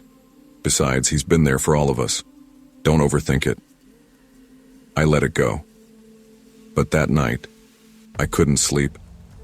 Because deep down, I knew someone that good at reading people isn't being kind, they're being careful. We drove up on a Friday evening, 2 SUVs full of snacks, sleeping bags, and false excitement. Nathan's cabin turned out to be more like a lodge, big, secluded, the kind of place with no signal and no neighbors for miles. He greeted us at the door, calm and smiling. "This weekend is about unity," he said.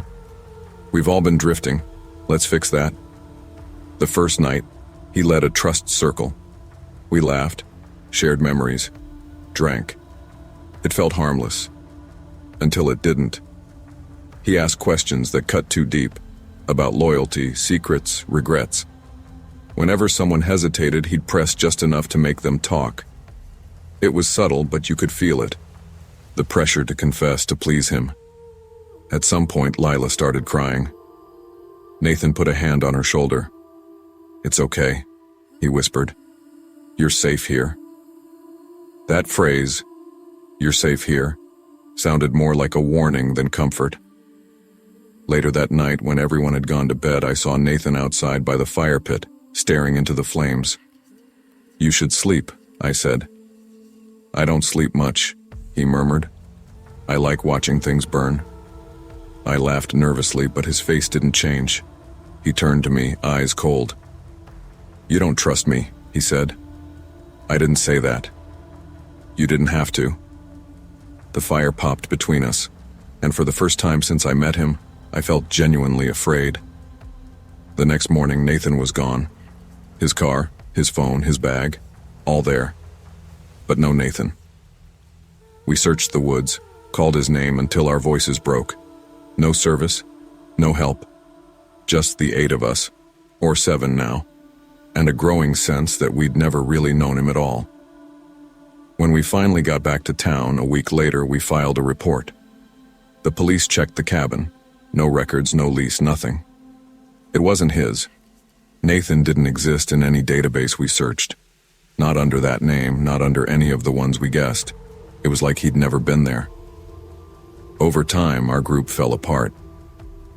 Friday nights faded into silence. We still talk sometimes, but it's never the same. Too much trust lost in one person who'd never earned it. Sometimes I still dream of that cabin, of Nathan's voice saying, "You're safe here." And I wake up wondering if we ever really left that place, or if a part of us is still there, sitting around that fire, trying to understand how someone so perfect could be so wrong. Not everyone who brings people together does it out of kindness. Some do it for control, for validation, for the quiet power of being needed.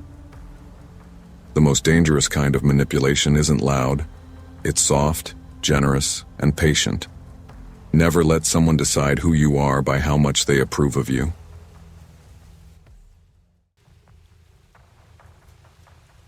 It was October 12th, 2018, just after 10 at night.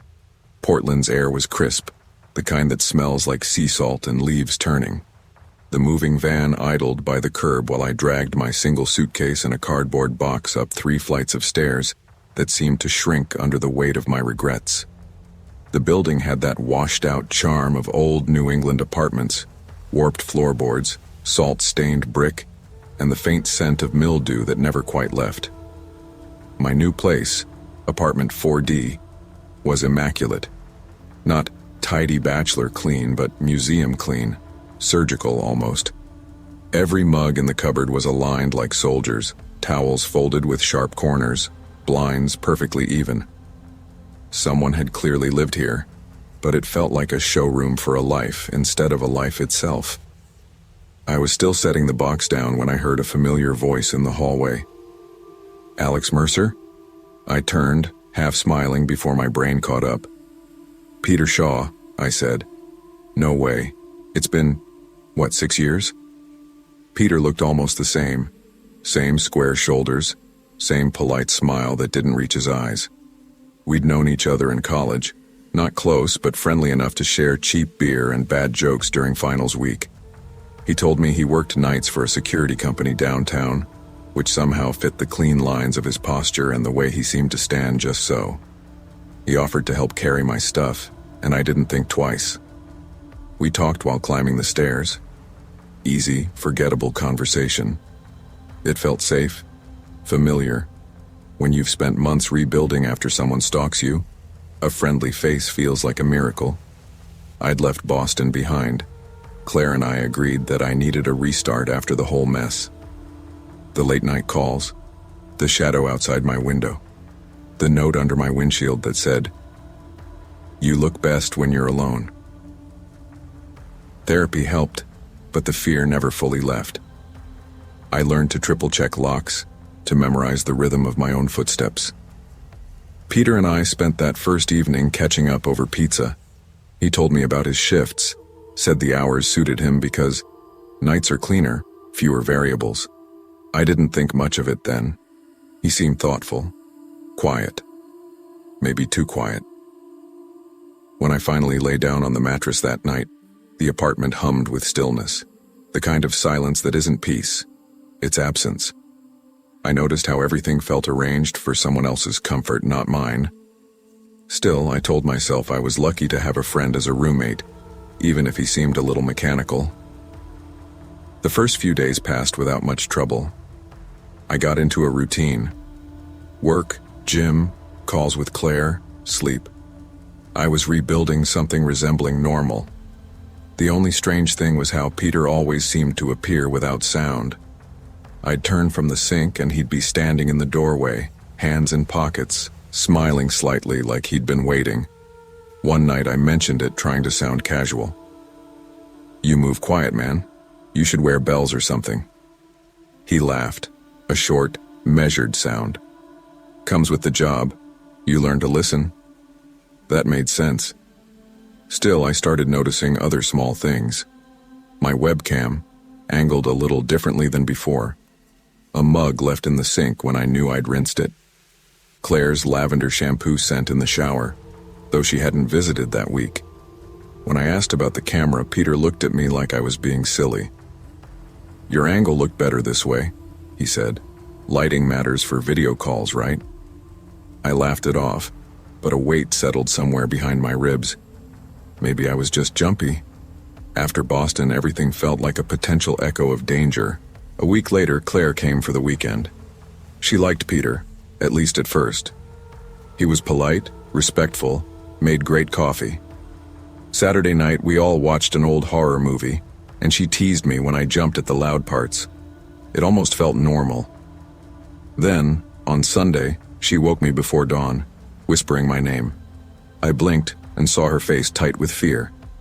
"Peter was standing in the doorway," she said quietly. "Just watching." I sat up fast. "What? When?" "Just now. He said he thought you were home. He didn't even move when I turned the lamp on." I went to find him, but his door was closed, the light off. I didn't knock. Instead, I stood there listening to the stillness on the other side. Later, over coffee, he smiled like nothing had happened. When I brought it up, he tilted his head slightly, expression unreadable. "I knew someone was there," he said. "You shouldn't leave your door unlocked."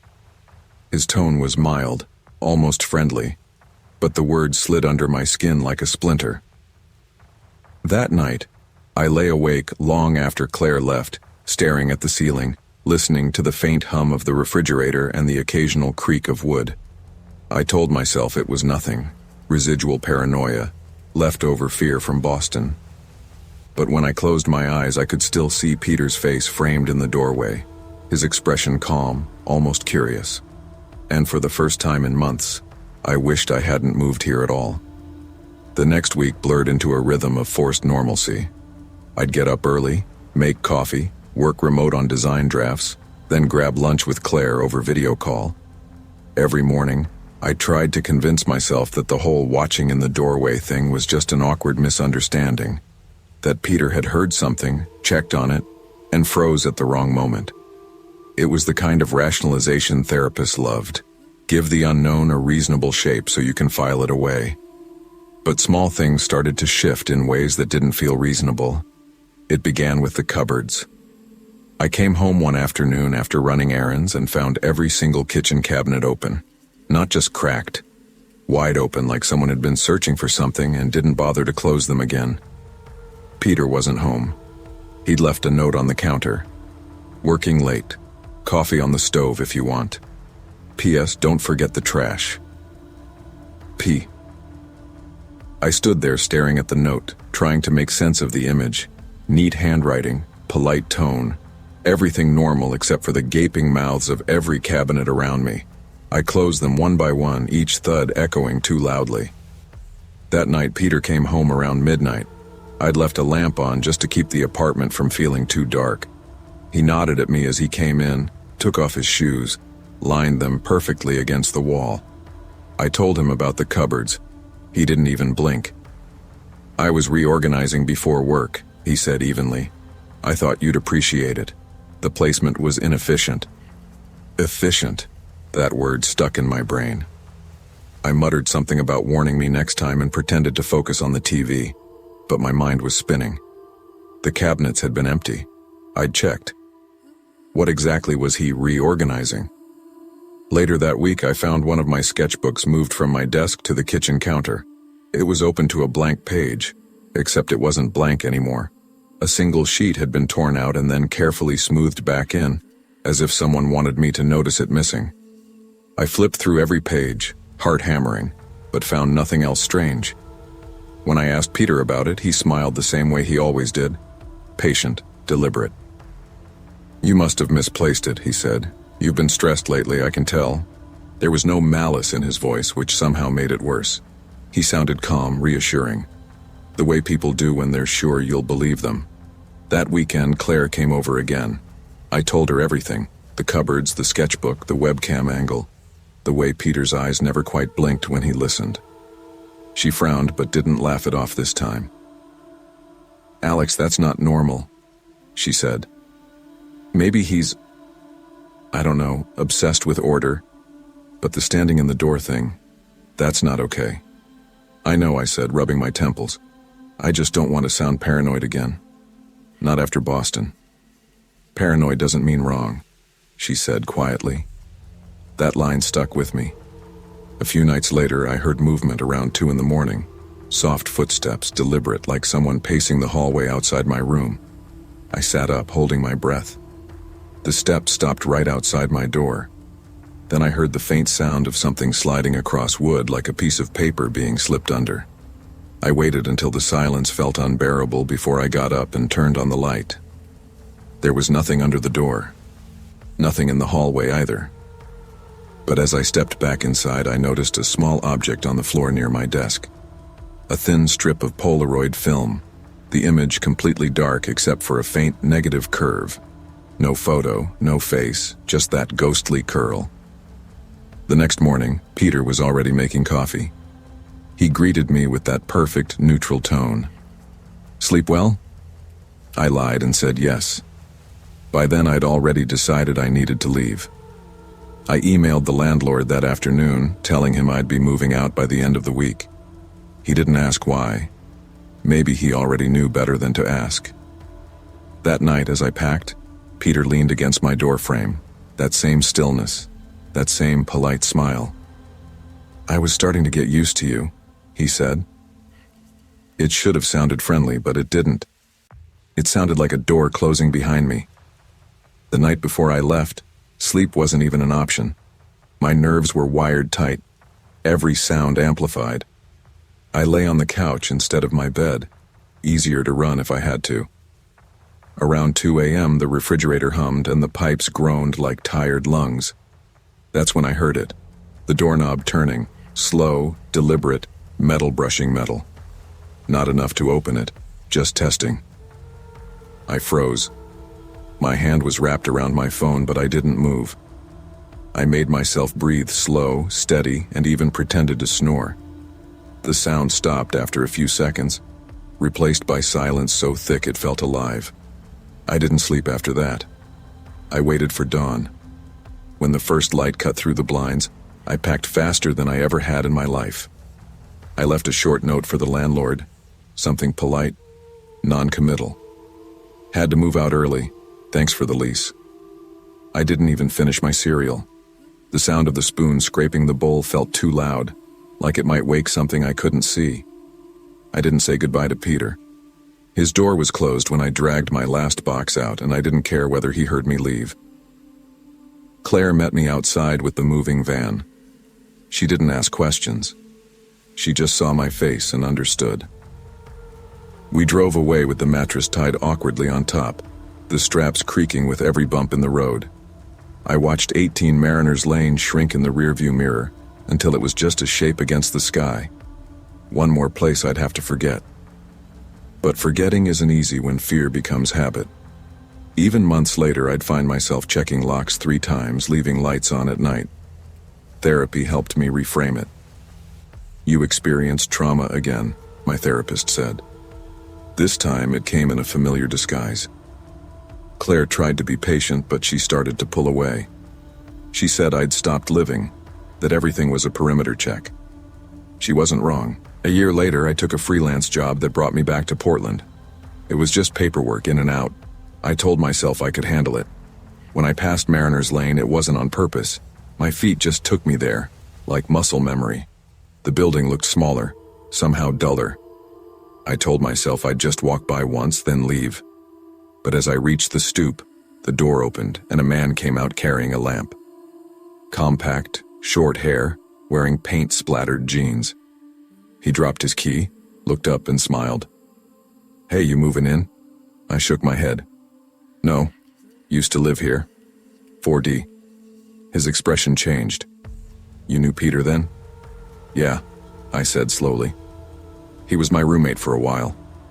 The man nodded, shifted the lamp in his hands, and asked in a tone too casual to be casual, "Did Peter ever watch you sleep?" For a moment I couldn't speak. The words landed like a verdict I'd been waiting a year to hear. I felt my chest tighten, heat rising in my face. "Why?" I finally asked. He shrugged, eyes darting to the window above us. He did that to my friend too.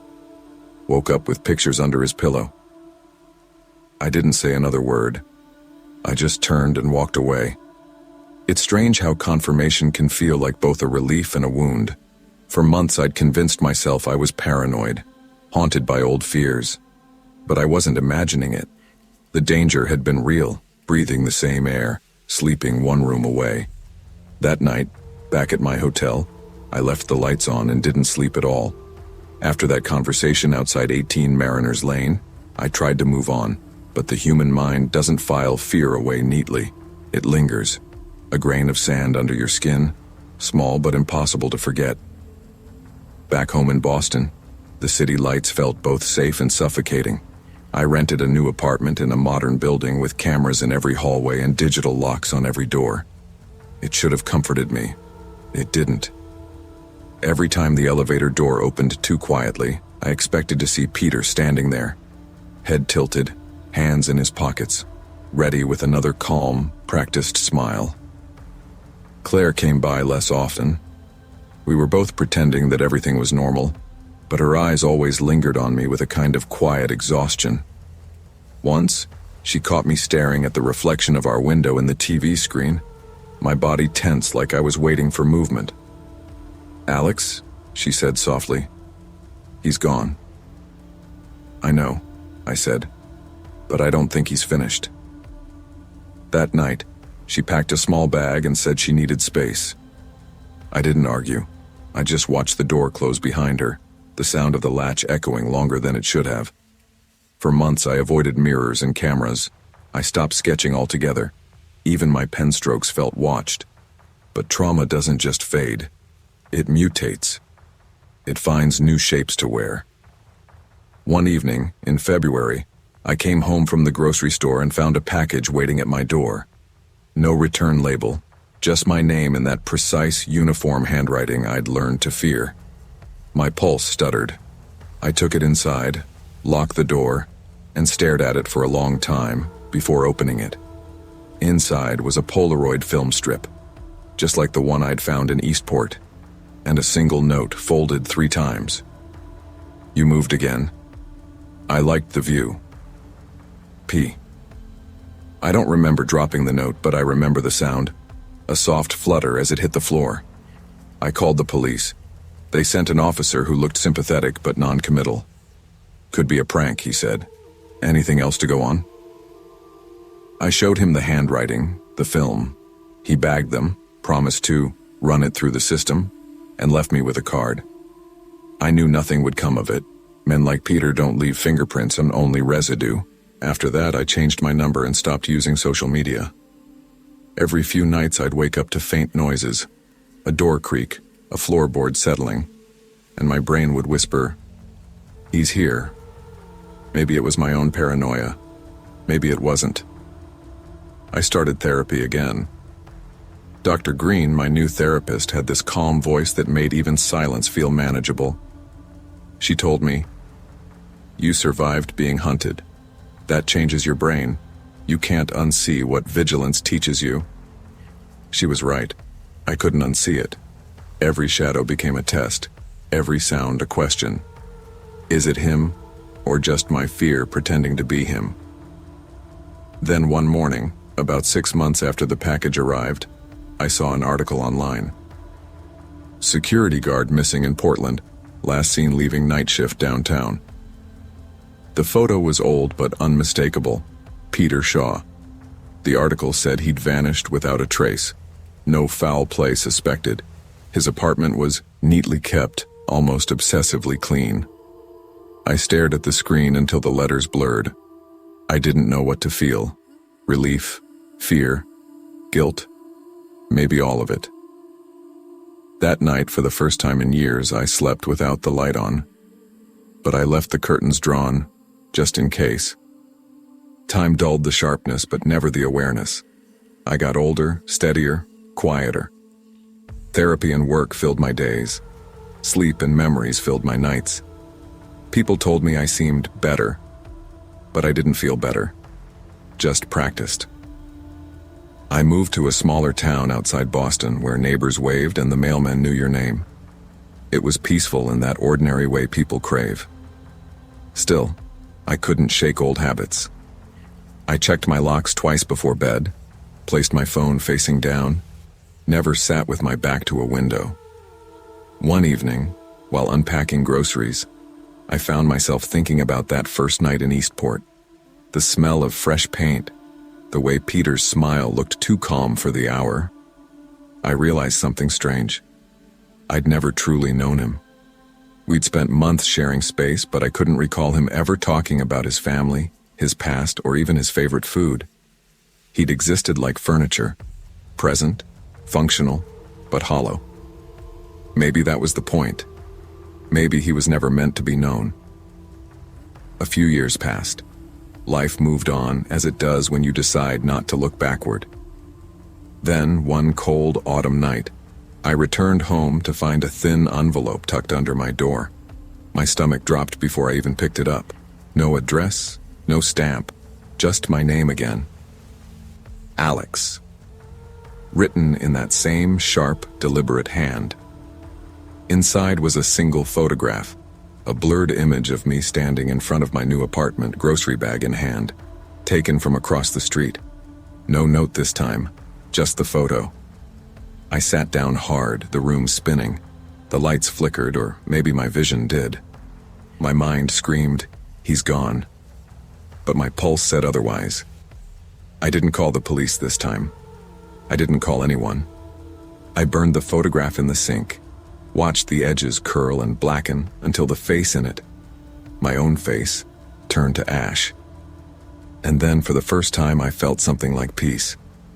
Because maybe Peter wasn't gone. Maybe he was a ghost in the shape of my fear, something I'd carry forever. But ghosts only live if you keep them fed. so I stopped feeding him. I started sketching again.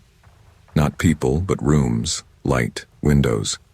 I began teaching part-time at a community college, and sometimes I even forgot to check the locks before bed. But every once in a while, in the middle of a quiet night, I'll hear the faint creak of a floorboard and I'll freeze. Not out of terror, but out of habit. I'll listen, wait, then remind myself. It's just the house breathing. Because some echoes never stop. You just learn how to live beside them. The Quiet Tenant is the story of how fear can disguise itself as normal life, how danger can wear politeness like a mask. Alex Mercer escapes one stalker only to move into a home where surveillance hides behind friendship. Through Peter, he learns that evil isn't always loud or dramatic. Sometimes it's precise, quiet, and patient. Even after Peter vanishes, the true horror remains. The way trauma reshapes the mind, teaching it to distrust peace. Alex's journey is one of slow recovery, not in forgetting what happened, but in learning to live with the parts of himself that survived it. Trust your instincts. The human mind recognizes danger long before reason catches up. When something feels wrong, it usually is. Ignoring that instinct can cost more than comfort. It can cost safety, sanity, even identity. Fear doesn't make you weak. Sometimes it's the only thing keeping you alive long enough to find the truth.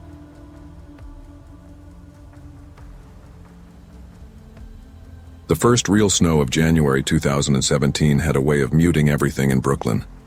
Even the elevated trains outside 39 Powers Street sounded softer, like the city was exhaling.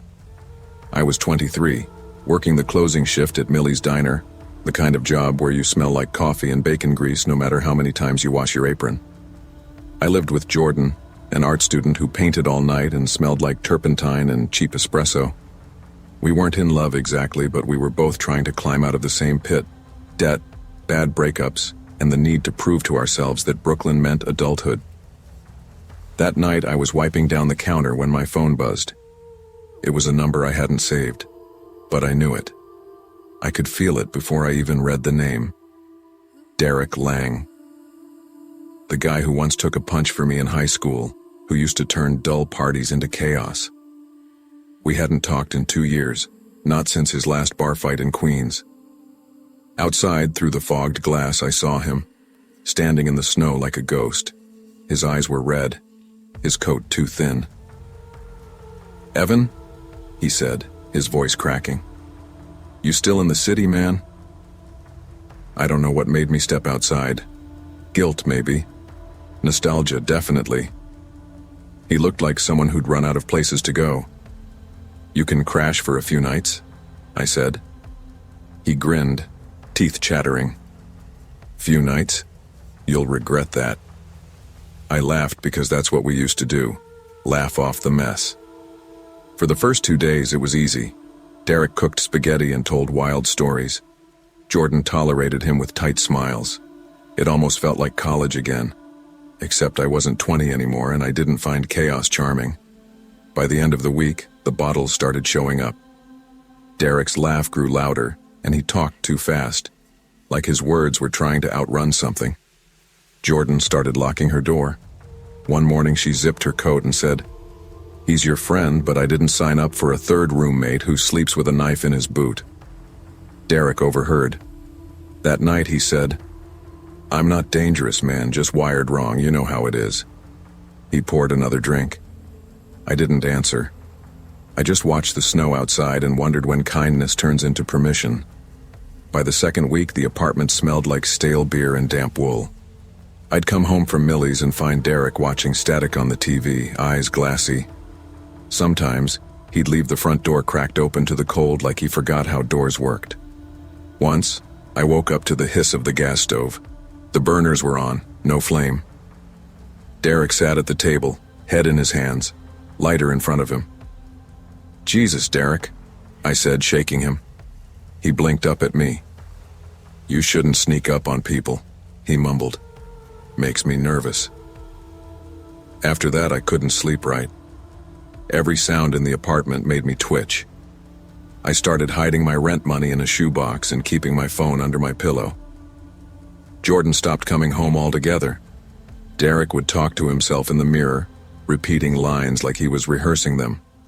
"You'll regret that," he'd mutter, the same thing he said in the snow. Sometimes he'd say my name like he was trying to remember it. One night around 3 a.m., I woke up and found him sitting in the dark living room. His eyes were wet, his face blank. "I can't sleep," he whispered. "Everything's too loud, even silence." He pointed toward the window. "Do you ever feel like someone's out there waiting for you to stop pretending?" The words slid into me like cold air. I didn't answer. I just sat there beside him until dawn, both of us pretending that being near another human could fix something broken that deep. By mid-February, I was unraveling. My boss at Millie's pulled me aside after I dropped a plate. "You okay, Carver? You look like a ghost." I wasn't okay. I was living in a room that didn't feel like mine anymore. Jordan gave me an ultimatum. Either he's gone or I am. That night I found Derek in the kitchen pouring whiskey into a coffee mug. "We need to talk," I said. He looked up. "Always a bad start." "You've got to leave, man." "Where? You think I've got somewhere else to go?" "You left the gas on, Derek. You scared Jordan." He laughed, sharp and mean. "Jordan doesn't know what scared is." Something inside me snapped.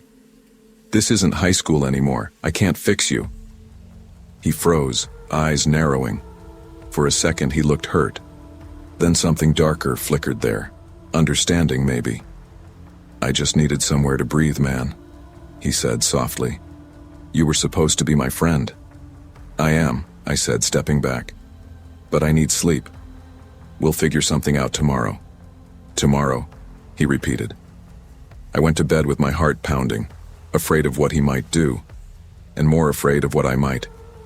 At 4 a.m., I woke to the sound of something crashing. Not glass. Wood.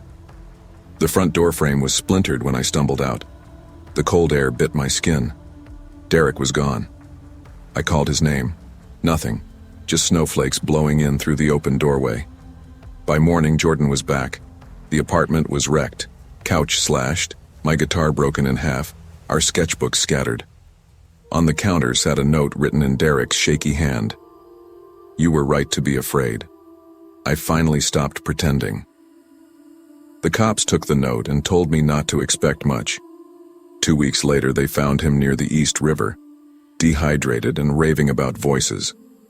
They admitted him for observation. When I visited, he didn't recognize me.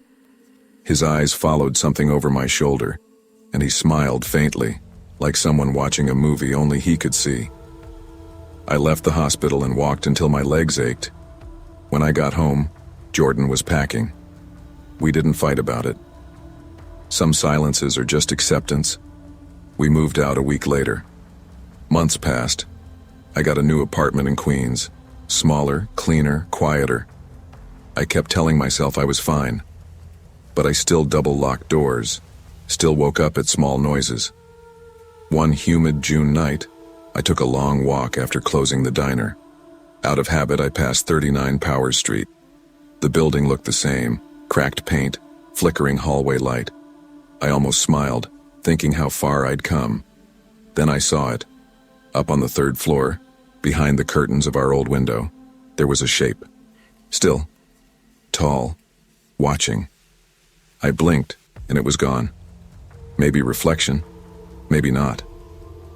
I stood there for a long time, watching the empty window. Snow had been replaced by warm rain, but I felt the same chill. I thought about Derek, the kid who once saved me, the man I couldn't save back. I thought about what he said that first night. "Few nights, you'll regret that." And he was right, but not the way he meant.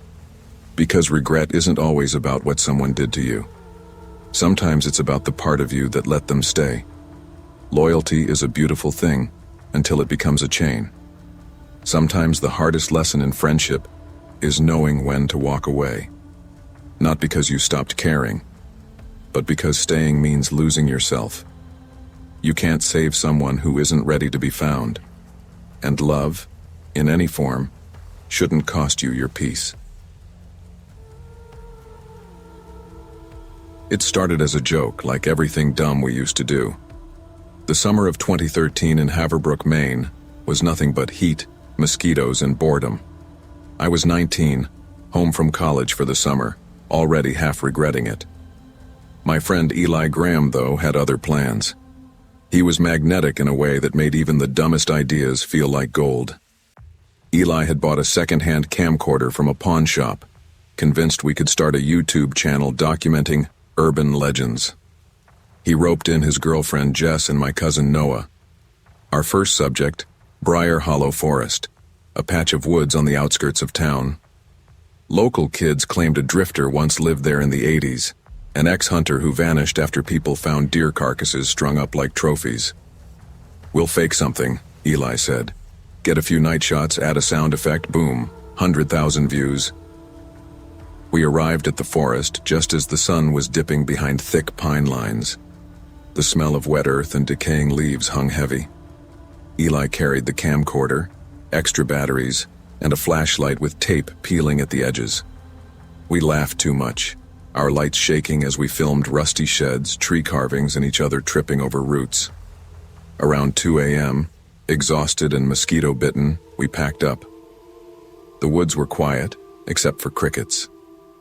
"Ghosts aren't real," I said, smiling to calm myself. Eli smirked, always half believing he might see something. 2 days later, Eli called me.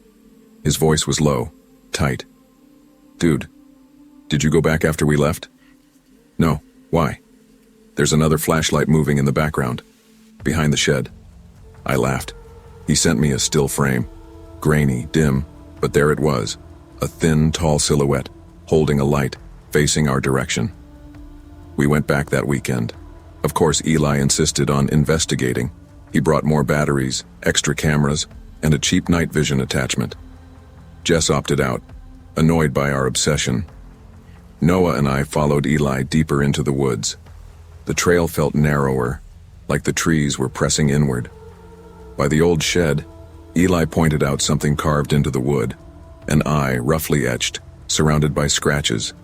He filmed it closely, whispering commentary. "It's a message," he said. My stomach sank. "Not funny anymore," I muttered, but Eli didn't listen. He was already planning edits in his head. On the walk back, Noah froze. "Do you hear that?" "Hear what?" I asked. "Breathing." We strained our ears. Wind, maybe, but it was steady, deliberate, not random. When we reached the car, my phone buzzed. An unknown number. The message read, "You shouldn't have come back." I showed Eli, expecting a joke. He didn't laugh. He just stared at the woods like he was waiting for someone to step out. That night, he uploaded the footage anyway. The Watcher in Briar Hollow got 3,000 views in 2 days. Comments claimed to see faces in the trees, shadows that moved wrong. One user wrote, "There's someone standing behind you at 412. Eli stopped answering calls for a week. I went to check on him. His trailer door was locked, but I could hear a TV inside, footage from the woods looping on repeat. When he opened the door finally, his face was gray. "I think he's out there," Eli whispered. "Who?" "The guy. The one from the video." "You mean the one we faked?" "No," he said. "The one who was already there." Eli's obsession grew. He began standing outside at night, flashlight in hand, scanning the tree line. He filmed constantly, hoping to catch a glimpse, convinced the Watcher was real. He stopped sleeping. Jess tried to reason with him. He yelled at her, "You brought it home." She left 2 days later. I stayed with him, trying to reason, to calm him. But the footage told a story we couldn't explain. Screenshots appeared in angles our cameras didn't capture. Someone had been filming us, moving silently through the darkness. Frames showed the Watcher shifting behind trees, following us but staying hidden. By late August, he looked like a ghost himself. Dark circles under his eyes, unshaven, trembling hands always on the camera. Every sound in the trailer made him jump. I told him to stop, to step back. He laughed, a hollow sound. "If I stop, I'll miss it. I can't miss it." Then, one morning, his trailer burned. Officially, it was faulty wiring. I helped Noah sift through the ashes. We found the camcorder, half melted. The SD card was intact. We recovered the card and watched the footage. Hours of night recordings, Eli moving silently through Briar Hollow, each frame darker than the last. And then, time-stamped 2:37 a.m., the last clip. Eli walked forward, camera facing his own face. "If you're watching this," he said, voice low, "it's real. It doesn't like being watched, but it wants you to see." He turned the camera around. Between two trees, the figure appeared. Tall, stooped, almost human but wrong, shadows bent at odd angles. It mimicked him slightly, like a twisted reflection. The camera dropped. Static. Police investigated but found no footprints, no signs of struggle. They dismissed it as tampering. A year later, fires appeared around Briar Hollow.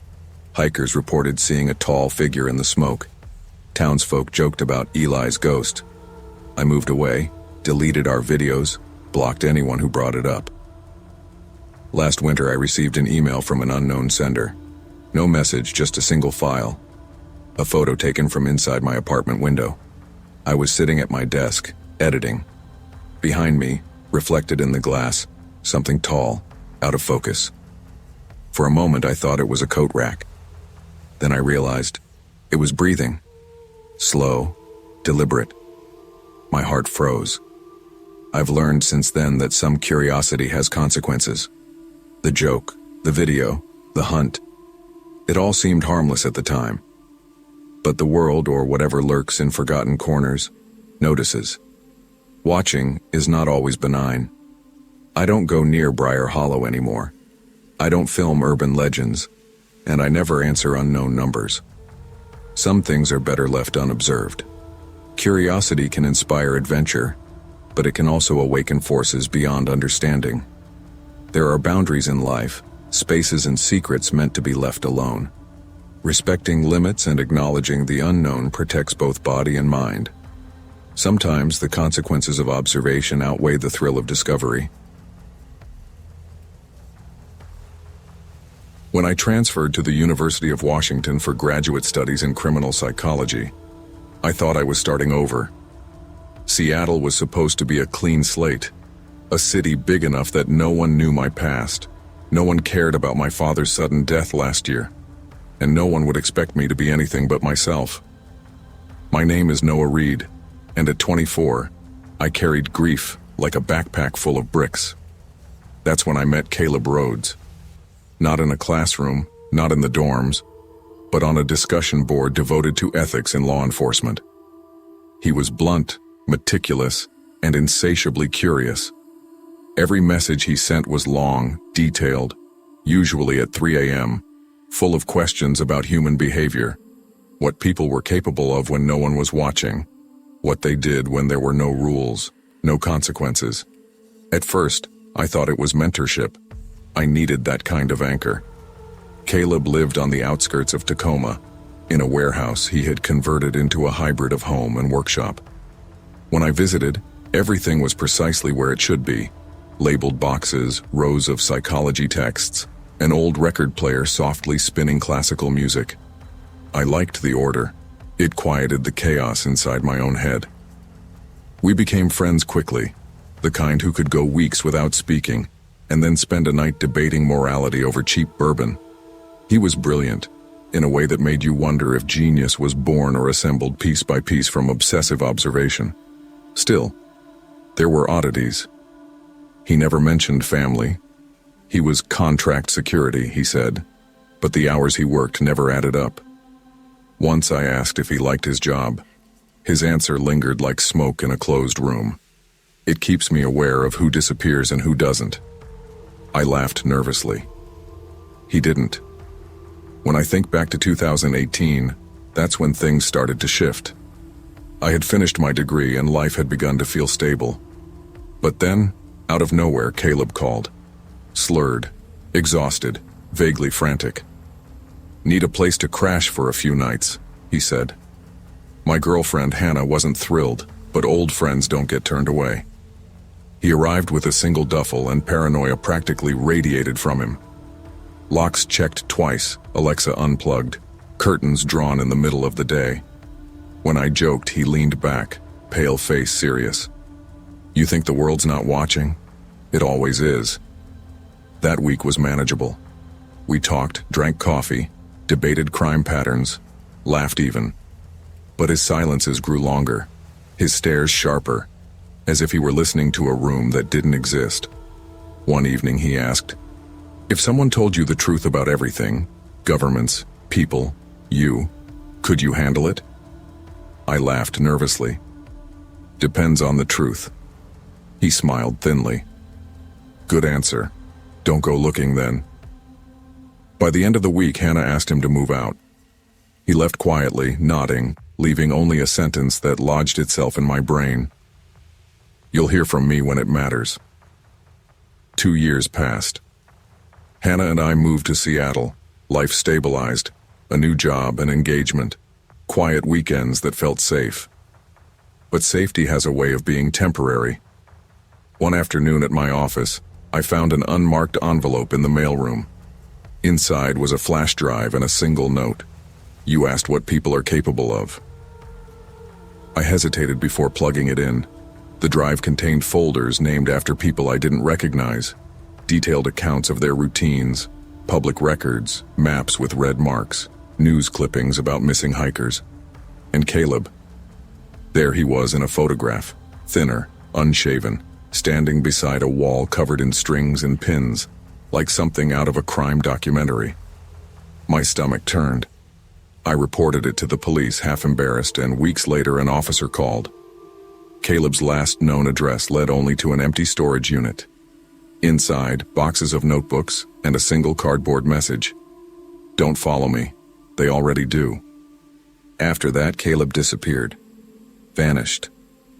For months, I told myself he'd joined another contract job, gone off-grid, something mundane.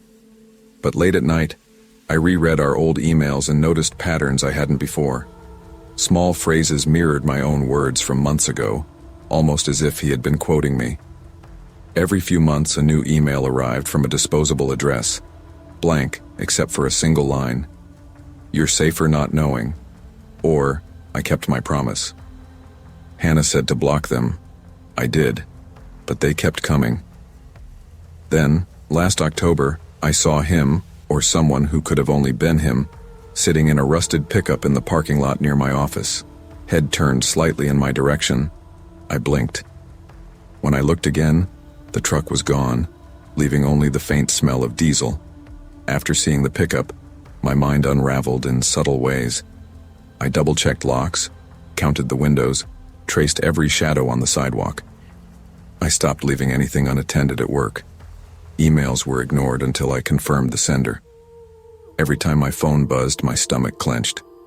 I was aware of the smallest details.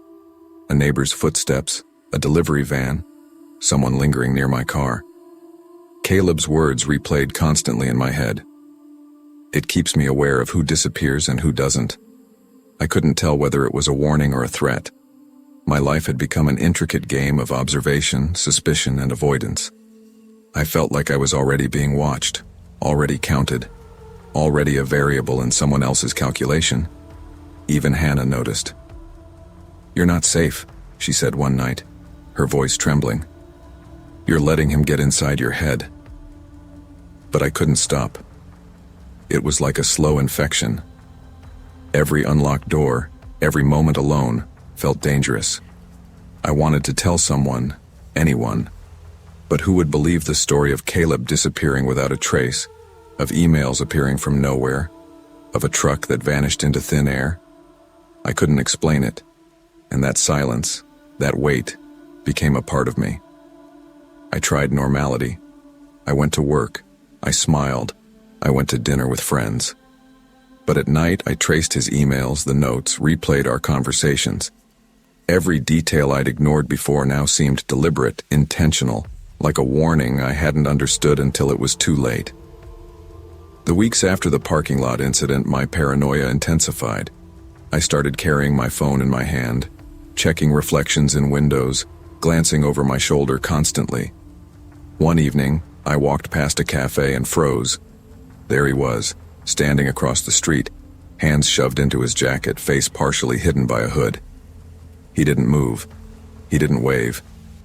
He just watched. My pulse skyrocketed. I turned quickly, crossed the street, and didn't look back until I was safely inside my apartment.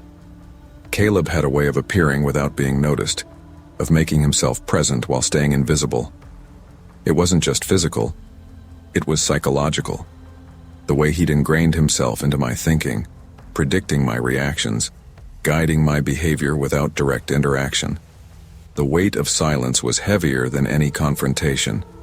It made me doubt everything I knew, question every decision. Even friends at work noticed I was different. Hannah tried to pull me out of the spiral, but the moment I let my guard down, I felt exposed, vulnerable. Every blank email, every quiet moment, every truck or figure on the street reminded me that my life wasn't entirely mine. It's been years now. Caleb hasn't directly harmed me, at least not physically, but the influence lingers. I carry it like a shadow, a reminder of how fragile perception can be, how quickly control slips when someone else knows the rules you don't. I've learned to live with it. I've installed security cameras, changed routines, kept meticulous records. And yet, part of me wonders, have I already crossed the threshold, halfway gone into a world I can't unsee? Knowledge and awareness are double-edged. What we learn about the world, about people, can empower or paralyze us. Trust is fragile, and some truths are heavy, but ignoring them is sometimes heavier. Protect your boundaries, watch carefully, and understand that some forces in life are not meant to be controlled. They are meant to teach us vigilance, resilience, and the value of measured caution. Because in the end, disappearing isn't always about leaving. It's about how silently the weight of what you know can erase the life you thought you had. Returning to Willow Creek after my freshman year of college felt like stepping into a photograph. The river glittered faintly under the September sun. The streets smelled of damp leaves and coffee from the old diner, and the trees were just starting to turn golden at the edges. It was familiar, comforting, and somehow smaller than I remembered, as if my absence had compressed the town in my imagination. I had left as Clara Jensen, eager, ambitious, full of plans that didn't include small-town rhythms or teenage memories. Coming back, I was still Clara, but now tempered by lectures, dorm life, and a growing sense of the world's complexity. Reconnecting with Brinley Knox felt inevitable. She had been my best friend since middle school, the only person who could match my restless energy. Brinley greeted me outside the diner, wind tugging at her wild hair. She smiled, that reckless, open grin, and suddenly, I was 16 again, racing our bikes down the riverbank, daring each other to jump into the cold water. "You made it," she said, eyes bright. "You didn't forget me after all those emails." "Never," I replied, laughing. "I might have forgotten the town, though." We spent hours walking, talking, filling in the blanks of a year apart. Brinley was magnetic, still fearless, always pushing boundaries. She was exactly as I remembered, except, as the weeks passed, I noticed subtle changes. She was quieter when Logan Vance was around. Logan was different, older, self-assured, controlled in a way that made him almost magnetic too.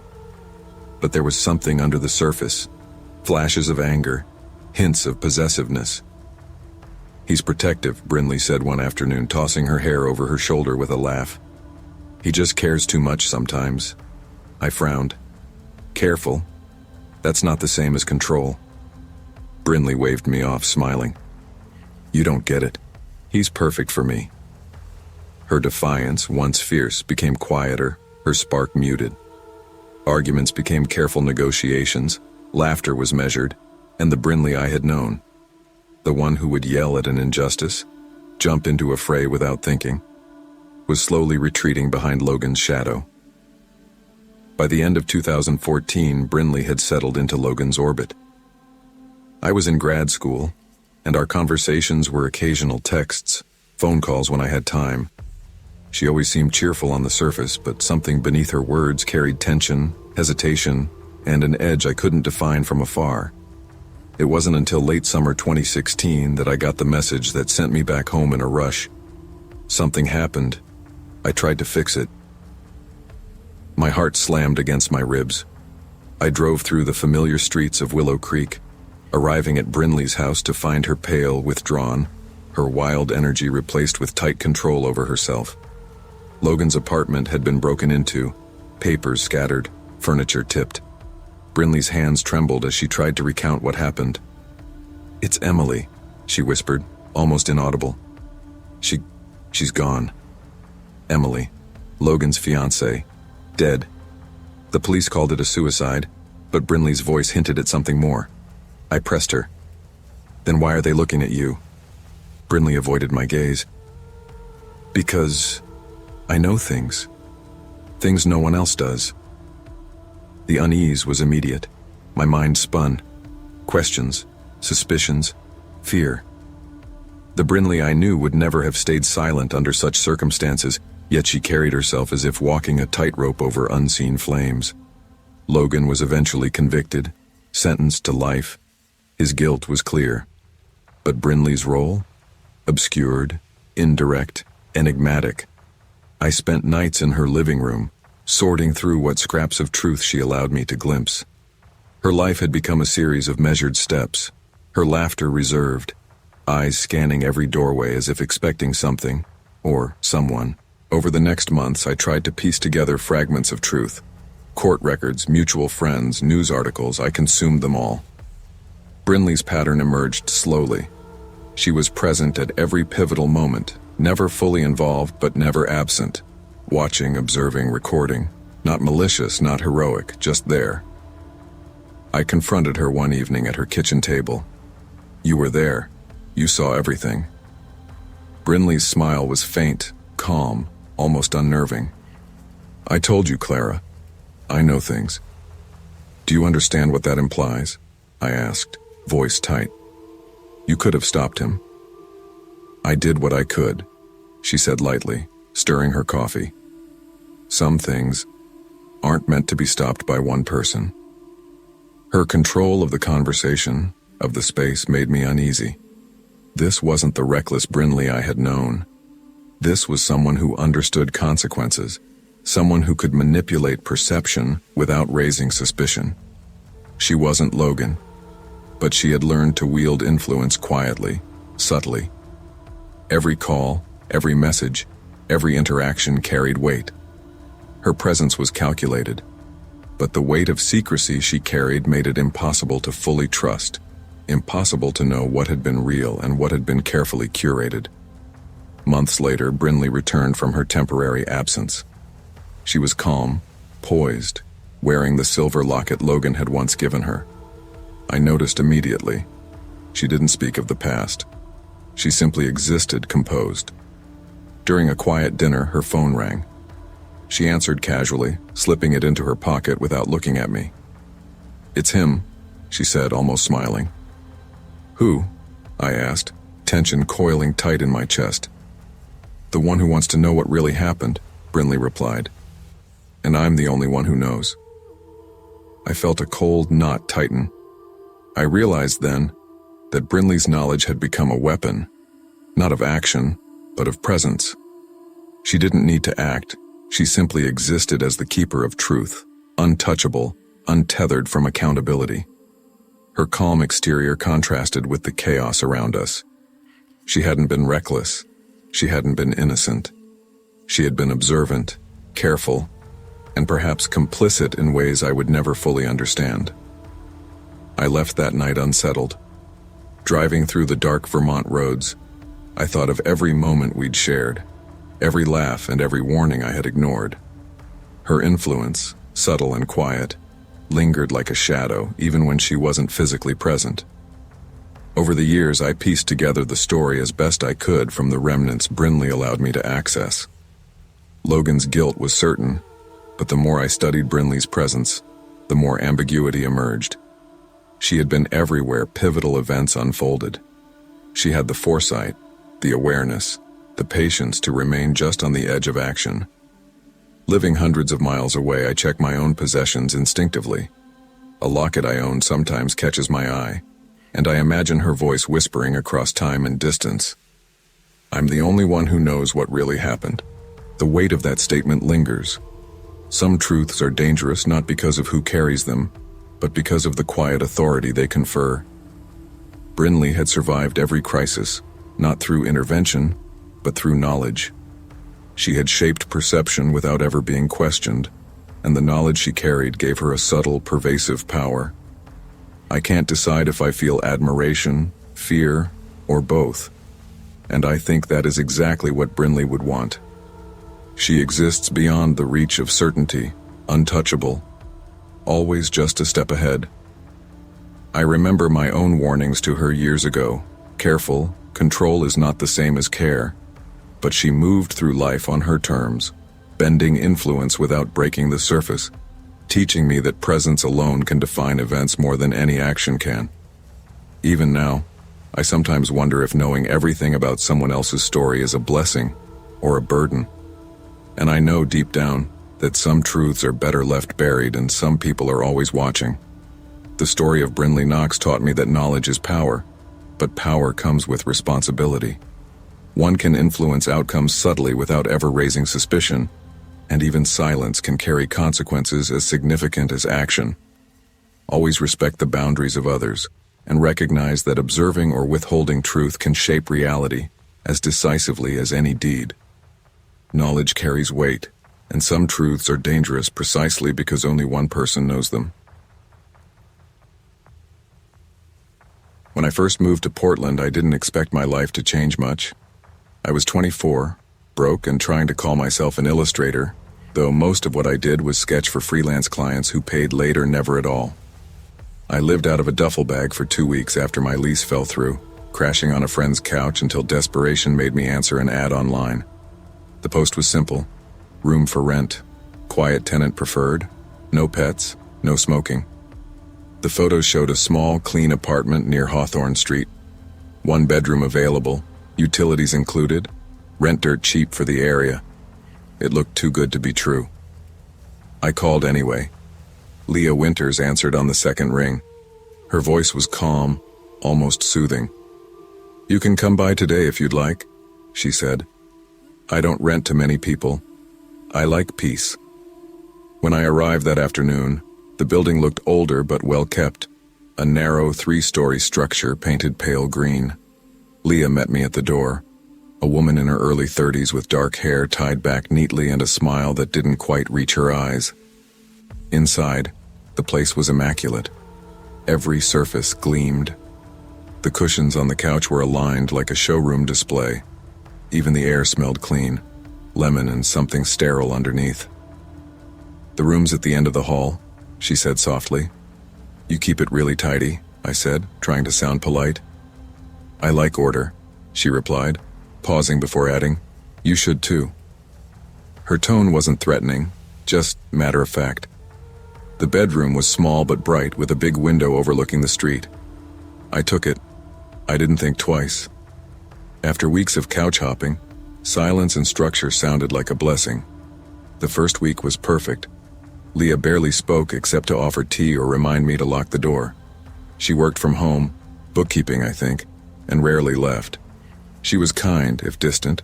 For the first time in months, I slept without noise outside my window or roommates arguing in the next room. But calm has a way of feeling off when it's too perfect. By the second week, I started noticing things. Small, nothing things that didn't make sense.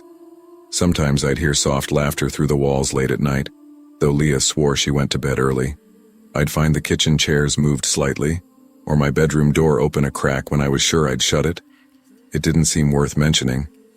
Maybe I was paranoid. Maybe she was just quirky. But then one morning, while sketching by the window, she walked by behind me and said, "You always draw here around 8. The light hits your hand so nicely." I froze. She'd been in her room when I started, or so I'd thought. It wasn't until the second month that the tension really started building. Leah became observant, too observant. She noticed everything. What time I woke up, what I ate, how long I spent in the shower. Once I came home with takeout, and before I even set it on the counter, she said, "You got Thai again. You don't even finish the noodles." I laughed awkwardly. "Guess I'm predictable." She tilted her head. "We all are, if someone pays attention long enough." Her words clung to me longer than they should have. She wasn't unkind, just specific. Every gesture, every movement was measured. She never raised her voice, never looked angry, but sometimes I caught her watching me for a beat too long, like she was studying the way I breathed. There were rules, too, small things she'd mention casually. No shoes in the hallway. Keep the bathroom mirror dry. Don't touch the second shelf in the fridge. It was easier to comply than to ask why. Still, I couldn't shake the feeling that she'd rearranged my belongings when I wasn't around. My sketchbook was sometimes turned a different way. My pencils weren't exactly where I'd left them. Once, my wallet was open on the desk. Nothing missing, just open. When I asked her about it, she smiled faintly. "You must be imagining things, Elliot. You're forgetful when you don't sleep." She wasn't wrong. I was sleeping less. The late-night noises kept me up, the muffled giggles, faint footsteps pacing the hall. When I checked, Leah's door was always shut, the light under it off. One night I knocked. No answer. But I could hear breathing, slow and deliberate, right on the other side. That's when I started locking my door. By early April, I was thinking seriously about moving out. I couldn't relax in that apartment anymore. Every sound felt intentional, every quiet moment too controlled. Leah, on the other hand, seemed brighter, more talkative. She asked about my drawings, about my parents, about ex-girlfriends. I gave short answers, hoping politeness would keep the peace. Then, one Friday, she poured us both wine. She said she wanted to celebrate new beginnings. I wasn't sure what she meant, but I drank out of courtesy. Halfway through the glass, her tone shifted. "You're a good roommate," she said. "Better than the last one." "You had another tenant?" She laughed, low and uneven. "For a little while, but he didn't listen." "To what?" "Rules." She set her glass down too hard, spilling a few drops on the counter. She stared at them like she'd committed a crime. "It's ugly when things stain," she whispered. That night, I woke to the sound of something scraping across the floor. I reached for my phone, turned on the flashlight, and opened the door. There was a kitchen knife lying on the carpet outside my room. I picked it up carefully, my heart pounding. Then Leah appeared in the hallway, her face half lit. "You left the light on," she said softly. What is this?" She smiled, serene. "Just thought I'd help." Then she turned and disappeared into her room, closing the door behind her. I didn't sleep again that night. By sunrise, I was done. I shoved everything I owned into 2 bags and waited until I heard her shower running before dragging them to the door. I didn't say goodbye. I didn't even lock up. I took the first bus downtown and rented a cheap motel room for the week. That afternoon, she texted, "You forgot your mug. Please come get it. Don't forget me." I blocked the number. Then the emails started. Dozens of them, all variations of the same message. "Don't forget me. You left too early. You ruined it." The last one read, "You'll see me again when you sleep." I never replied. 2 months later, I moved into a new apartment across town. No roommates, no shared spaces. I tried to forget, but sometimes at night I'd catch myself double-checking locks or glancing at the corners of the room, expecting to see her standing there, smiling that too soft smile. Once I thought I heard laughter through the vent. I told myself it was the neighbor's TV. It's been years since I left Hawthorne Street. I'm 30 now. I have a stable job designing posters for local bands, a few friends, a small apartment that's never perfectly clean. Still, I can't sleep without checking that every door is locked. I keep my furniture slightly uneven on purpose, so it never feels too neat. Last month, I got a letter. No return address. Inside, a single piece of white paper. You left the light on. No signature. I told myself it was a prank. It had to be. I threw it away, but I couldn't bring myself to sleep that night. I kept thinking about her. The way she watched, the way she whispered. Maybe she was lonely. Maybe she was dangerous. Maybe those two things aren't so different. I still dream of the apartment sometimes. It's spotless, silent, and I'm standing in the doorway, holding a mug I never owned. Behind me, a voice laughs softly and says, "Don't forget me." I always wake before I turn around. Sometimes the scariest people aren't monsters or ghosts. They're the ones who hide their loneliness beneath control. What looks like perfection can be a cage built to keep you close, not safe. Pay attention to the quiet boundaries people draw around you. When kindness starts feeling like surveillance, it's time to leave, because not every home is meant to be shared. They say you can't outrun heartbreak, but in September 2018, I sure as hell tried. After my breakup with Jenna, 3 years of love, arguments, and one spectacular collapse, I packed what little I owned into my Honda and drove west to Portland. The plan was simple. New city, new apartment, new version of me. The sublet ad looked decent enough. Downtown studio, shared kitchen, affordable rent. That last part hooked me. When I arrived at the building on 9th Street, I found a narrow brick structure that leaned slightly as if tired of holding itself up. The hallways smelled of old coffee and bleach. My roommate, Victor Harlan, greeted me with a smile that didn't quite reach his eyes. He was tall, lean, and unnervingly still, like someone perpetually listening to an inner voice. "Ethan Caldwell?" he said, extending a hand. His voice was smooth, deliberate. "Yeah. Thanks for letting me take the room." He nodded once. "You'll find it quiet here. I like quiet." His room was at the far end of the apartment, mine just off the living area. Everything looked freshly cleaned, though in a way that felt almost sterile. He told me he worked night security at a corporate office nearby. That suited me fine. My cafe job kept me out late too. The first week was peaceful. We crossed paths only in passing, him leaving when I came home, me leaving when he returned. I figured that was ideal roommate chemistry, until the noises started. It began one night around 3 in the morning. I woke to the front door clicking open, followed by a heavy dragging sound across the floor, then running water. At first, I thought he'd brought home a big bag of something, maybe cleaning supplies, maybe groceries. But when it happened again, night after night, the sound became harder to rationalize. "Working late again?" I asked him one morning as he poured coffee, perfectly calm. He murmured. "Always something to clean up." He didn't elaborate. By week 3, I noticed smaller things. My coffee mug moved to the wrong cabinet. My shoes turned neatly inward by the door. A towel I'd left damp was suddenly dry. Nothing huge, but enough to make me second-guess my own memory. Still, I told myself, new place, new routines. Maybe I'm just tired. That's what I wanted to believe. 2 weeks later, I woke again at 3:07 a.m. The dragging noise was heavier, slower. Curiosity got the better of me. I stepped into the hallway barefoot. The bathroom light was on. Inside, the tub brimmed with muddy water, swirling slowly. Something floated beneath the surface, strands of dark hair, long, curling in the murk like they'd been arranged there.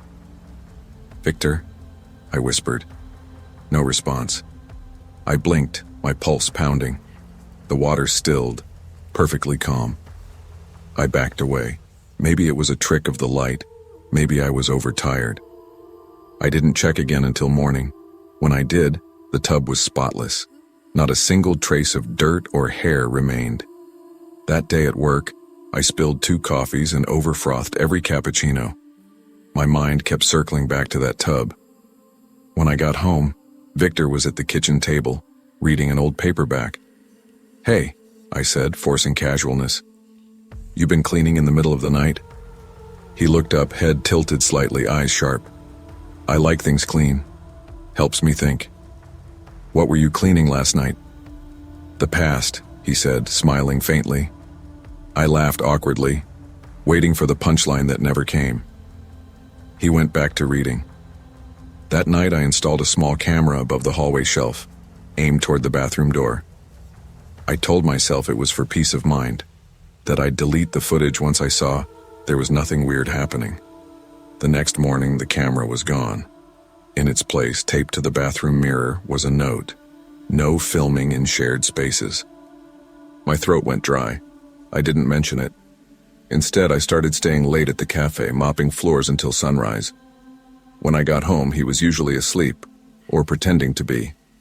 Something about his quiet unnerved me more than shouting ever could.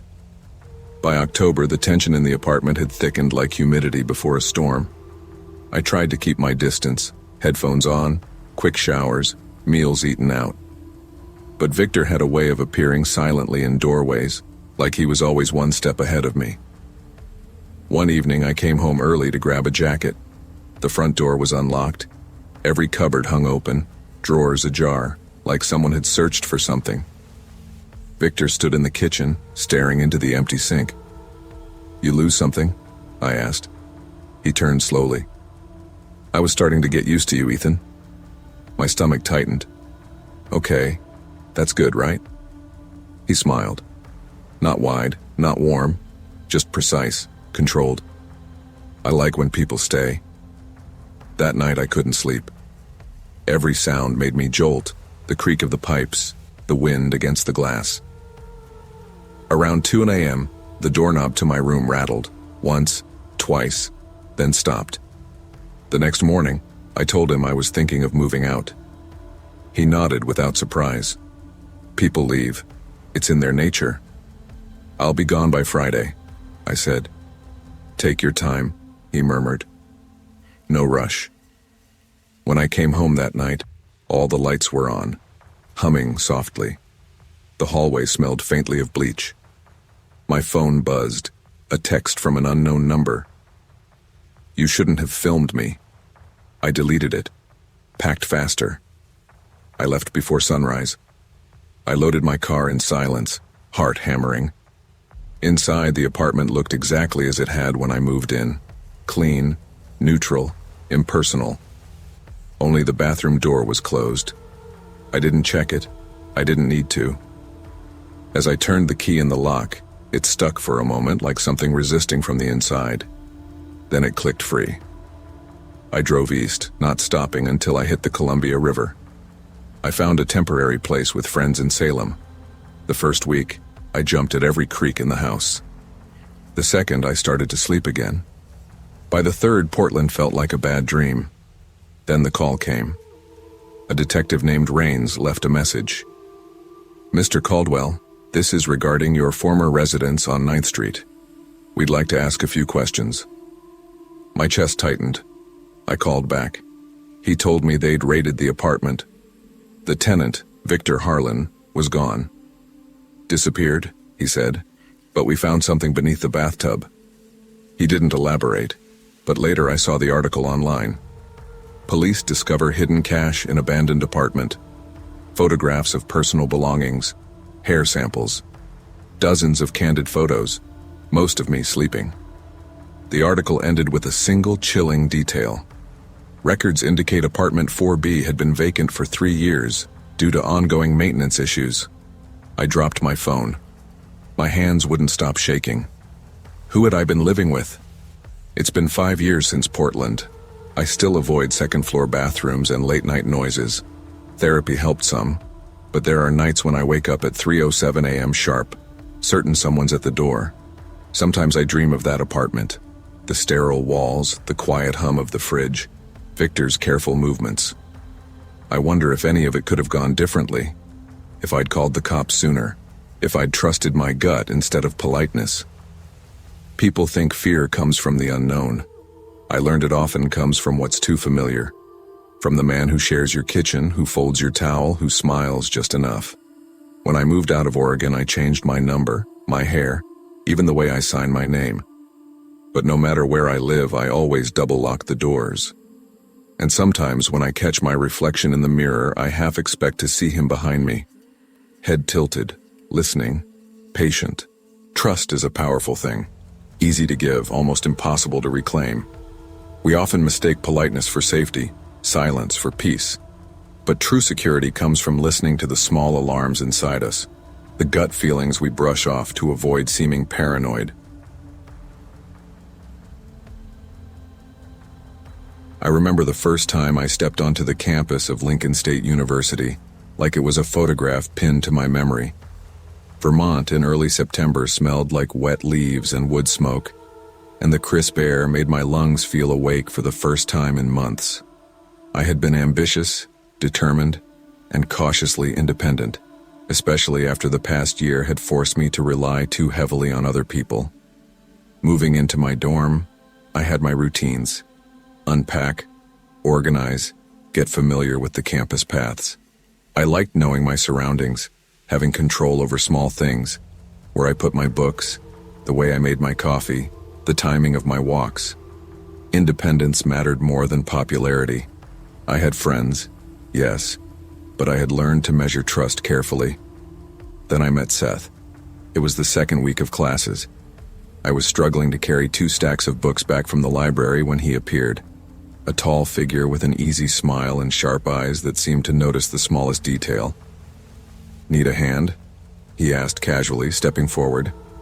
I hesitated. He was charming, confident, but there was something subtle, magnetic in the way he moved. Thanks," I said, handing him one of the stacks. He carried them effortlessly. "I'm Seth," he said, flashing a smile that seemed harmless at first. "I'm a senior. And you are?" "Laya," I replied, trying to match his calm demeanor. By the end of that first day, he had already memorized my schedule. He knew when I stayed late in the library, when I preferred quiet corners for coffee, and which professors gave the hardest assignments. At first, it felt like friendship, helpful, considerate, supportive. He checked in regularly, texts asking if I'd eaten, reminders to sleep, casual notes about class projects. "You're always working so hard," he said one evening as I packed up for the night. "Let me help. Seriously, I've got time." It was flattering, but flattery can be dangerous when it comes too quickly. That first week of attentiveness laid the groundwork for something that would slowly twist into control. I didn't recognize it at first. The change didn't happen overnight. At first, Seth was everywhere in subtle ways. He would appear near my dorm without prior notice. He always had a reason. "I thought I'd check on you," or "I just wanted to make sure you were okay." My friends reassured me that I was imagining it, that he just cared. But then came the small criticisms, disguised as concern. "Why are you texting him?" he asked one afternoon, watching me scroll my phone. "He's just a classmate," I said, trying to keep my voice neutral. "I just want to make sure you're careful," he replied smoothly. His tone was light, almost a joke, but the implication was clear. I began to question myself. Was I overreacting? I told myself that trust was essential, that maybe I was being paranoid. But the unease settled in my chest like a stone I couldn't shift. Then came the dorm party. It was casual, students laughing, music low, people passing snacks around. He suggested a game of truth or dare. I laughed at first. It seemed harmless. But as the night progressed, he became more intense, watching, waiting, leaning in. "I dare you to kiss him," Seth whispered suddenly, his eyes cold beneath the surface charm. I froze. I don't want to." "Come on," he insisted, leaning closer. "It's just a game." I tried to step back, but he grabbed my arm. The grip was hard, controlling, his gaze sharp. "Do you think you can lie to me? Tell me you liked it?" His voice was low now, menacing. Fear surged through me, raw and sudden. My heart pounded in my ears. I realized then how dangerous he could be. I had been charmed into ignoring the warning signs, lulled into comfort until control became tangible. When he looked away for a moment, I bolted toward my friend Hannah. Together, we barricaded ourselves in the bathroom. I whispered for her to call campus security, trembling as Seth's knocks turned into threats outside the door. Within minutes, the resident advisors arrived, followed by campus security. Seth was escorted off campus, but he vanished quickly afterward, leaving a lingering sense of danger that couldn't be erased. In the weeks that followed, simple routines became complicated exercises in vigilance. Walking to class felt like navigating a minefield. Shadows in hallways made me jump. Dorm doors creaking in the night felt like intrusions. Texts from unknown numbers sent shivers down my spine. Even casual interactions were filtered through the lens of self-preservation. Friends urged me to press charges, but the thought of confrontation, of reliving the fear, kept me silent. Shame intertwined with trauma, making me doubt my own judgment. Was I too careless? I wondered. Did I lead him on in some way? The questions gnawed at me. Hannah noticed. One night, sitting in our shared study space, she said, "You'll be okay, Laya." I keep thinking, what if it wasn't just that night? I whispered, voice tight. What if he's done this to someone else? Hannah didn't answer immediately. She just reached over, squeezing my hand. Sometimes support is silence, letting the words settle rather than adding judgment. I moved dorms, changed routines, and relied heavily on trusted friends. Freedom came in fragments, carefully negotiated, but even years later I could remember the whisper of Seth's voice, the mask of charm he wore, and the moment it slipped into menace. Recovery was not linear. I began mapping routes on campus, noting exits, safe spaces, and trusted eyes. Every interaction became deliberate. I learned to ask, who can I trust? Who deserves access to my life? Small victories came quietly, walking across campus without flinching, ignoring a text from an unknown number, laughing with friends without scanning the room. These were milestones. Independence returned gradually, like sunlight filtering through dense clouds. I also started journaling. Each entry cataloged routines, encounters, and emotions. Writing gave me a sense of control, a tether to reality. The trauma had left a permanent mark, but by documenting it, I gained power over its influence.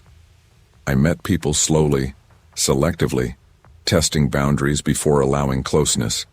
Relationships became structured, with trust earned rather than freely given.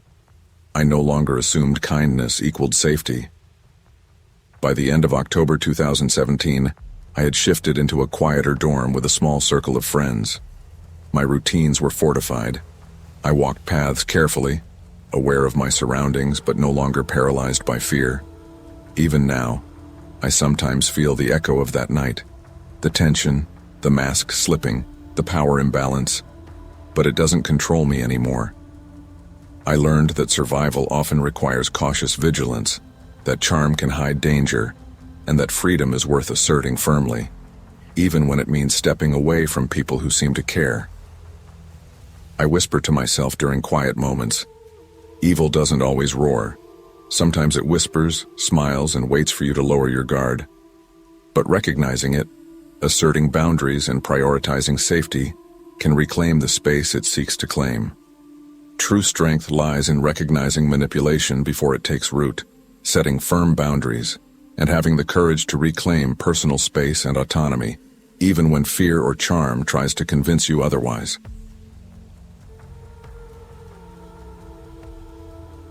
When I moved to Durham in the fall of 2019, I thought I was finally rebuilding. It was just me and my 7-year-old son, Theo. We found a 2-bedroom townhouse at 127 Maple Grove Road, small but clean, with a little playground behind the complex. I told myself that quiet was good. Quiet meant safe. I'd spent the last 2 years clawing my way out of a failed marriage and a half-collapsed business. My ex-wife, Jenna, had left for someone steadier, a doctor in Raleigh. I didn't blame her, not really. I wasn't steady back then. The divorce left me hollow and scrambling to be both father and provider. When I landed a few clients for my web design studio, it felt like winning the lottery. Life at Maple Grove was simple. I worked from home, took Theo to school, cooked macaroni, and tried to sleep without worrying about invoices. My mother, Lydia, called twice a week to remind me that routine is healing. I believed her. Then, out of nowhere, Rachel Marsh messaged me on Facebook. I hadn't seen Rachel since college. She'd been part of our study group, quiet, polite, the kind of person who baked cookies for everyone before exams. I remembered her as sweet but lonely. In her message, she wrote, "Hey stranger, I moved to Durham, saw your post about the new place. Maybe I can help with Theo sometimes." She said she worked at an elementary school nearby. She knew how hard single parenting was, how tired I probably felt. "Just until you get your schedule under control," she said when we met for coffee. Her smile hadn't changed, shy, soft around the edges. When she first started helping, it felt natural. She picked Theo up from school when I had client calls, brought over casseroles, and filled the house with easy laughter. Theo adored her. She taught him how to fold paper birds and made up stories about cloud kingdoms. It was comforting, like having a piece of the past slide gently into the present. I didn't notice how her language shifted. She started saying "our" when she talked about Theo. "Our little guy's so smart," she'd say. I'd laugh. "You mean my little guy?" She'd just smile. Of course. I didn't think much of it then. I wanted to believe good people could come back into your life and make things better. I wanted normal so badly that I ignored the tiny warning bells ringing somewhere in the back of my skull. It started in November, right before Thanksgiving. Theo came down with stomach cramps, constant nausea, fatigue. Doctors said it was nothing serious. Rachel came by with soup and a basket of gentle remedies. She always knew how to make me feel like things were under control. One night, taking out the trash, I noticed an empty box of children's laxatives under the kitchen bin. I hadn't bought any. The next morning I asked, "Rachel, did you give Theo anything for his stomach?" She smiled too easily. "Oh, those? I thought they might help. I used to take them as a kid, just a little." "Rachel," I said, trying to stay calm, "that's not your call." She shrugged. "I was just helping." Her tone was light, but something in her eyes flickered, like a fence masked as understanding. The next week she went quiet. She still came over, still smiled, but it felt rehearsed. She started texting late at night. "I heard you were out last night. Who was watching him?" If I didn't reply right away, she'd send another. "I worry when you ignore me. You know I care about both of you." I'd type, "I appreciate it," then delete it. Something about the way she wrote, "both of you," made my stomach twist. My mother came to visit that Christmas. The first thing she said was, "That woman's in your kitchen more than you are." "She's helping," I said. Lydia gave me that look only mothers have, the one that says you're missing the obvious. "Aaron," she said, "helping doesn't mean moving in." I laughed it off, until she found the envelopes. There were maybe a dozen of them, stacked neatly in the spare room closet. Different names, same handwriting, all unmailed. The return addresses were all fake: Georgia, Ohio, Maryland. When I confronted Rachel, she looked almost relieved. "I didn't want you to see those," she said softly. "They're addressed to fake people. Sometimes names don't fit anymore." Her voice was calm, like she was explaining something perfectly reasonable. That scared me more than yelling ever could. After that, she stopped showing up. For 2 weeks, no calls, no texts. I told myself it was over. I even started sleeping again. It was a Thursday in February when the knock came. A man in a gray suit stood on my porch, badge clipped to his belt. "Detective Hall," he said. "You know a Rachel Marsh?" My throat went dry. "She used to babysit my son." "Why?" "There's an ongoing case in Charlotte," he said carefully. "A man named Jared Haynes. We believe she was married to him." Married? I repeated. He nodded. She's had several marriages under different names. Mr. Haynes has been missing for 6 months. I remember the world tilting a little, like I'd stepped off a curb I didn't see. I lied to him that day, said I hadn't seen Rachel in weeks, that she was just a friend helping with childcare. He took notes, thanked me, and left his card. That night, I didn't sleep. Every corner of the house looked wrong. The framed photos, the folded paper, birds on the windowsill, the faint smell of her perfume still in the couch cushions. When Lydia heard, she drove down the next morning. She pulled every drawer open like she expected something to jump out. In Theo's room, she froze. "Aaron," she said quietly, "come look." Under Theo's bed was a small box, blue ribbon tied around it. Inside were photographs of Theo playing in the yard, at the park, eating breakfast, all taken through the windows. I sat on the floor for a long time just staring at them. The truth came out slowly, through news reports, court documents, and late-night phone calls. Rachel Marsh wasn't her only name. There was Rachel Haynes, Rachel Leland, Rachel Dwyer, 5 marriages, 5 disappearances. They found Jared's body behind an abandoned farmhouse near Charlotte. Another man, a drifter named Greg Leland, confessed to helping her make things right. I watched the trial on TV. Rachel sat there with that same calm expression she'd worn in my kitchen, hands folded, hair neat. When the jury read, "Life without parole," she didn't flinch. Theo was too young to understand. He asked once, "Is Miss Rachel coming back?" "No," I said, forcing my voice steady. "She's gone." Afterward, I sold the house on Maple Grove, moved north, changed numbers, deleted my Facebook. I tried to pack away every trace of her, the casseroles, the letters, the way she said "our little man." But some things don't stay packed. By 2023, life had settled again. Theo was 11, obsessed with baseball and comic books. We were okay. Mostly. Then, one day, a letter arrived. No return address.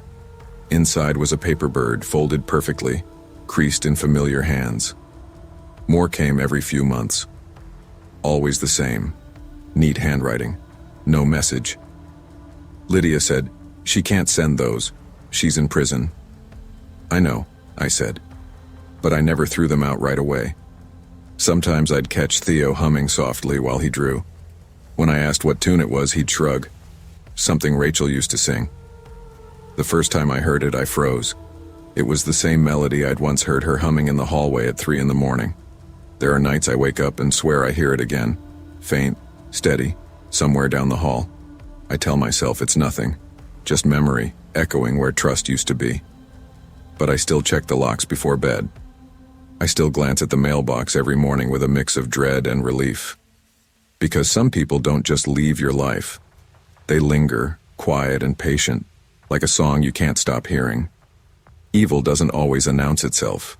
Sometimes it smiles, brings casseroles, and says it's just helping. The lesson I learned is simple. Kindness needs boundaries. Good hearts attract broken ones, but not every broken person wants to heal. You can't save someone by giving them access to your peace. And once trust is violated, rebuilding isn't about fear. It's about learning the difference between generosity and surrender. Because monsters rarely break down the door. Most of the time, you hand them the key. When my family moved into Riverside Towers, I was 8, and the smell of fresh paint mixed with the dampness of the Charles River clung to every corner of the building. My mother, Laura, worked 2 jobs to make ends meet after my dad lost his job at the shipping company, and my older brother Ben called our new apartment the shoebox.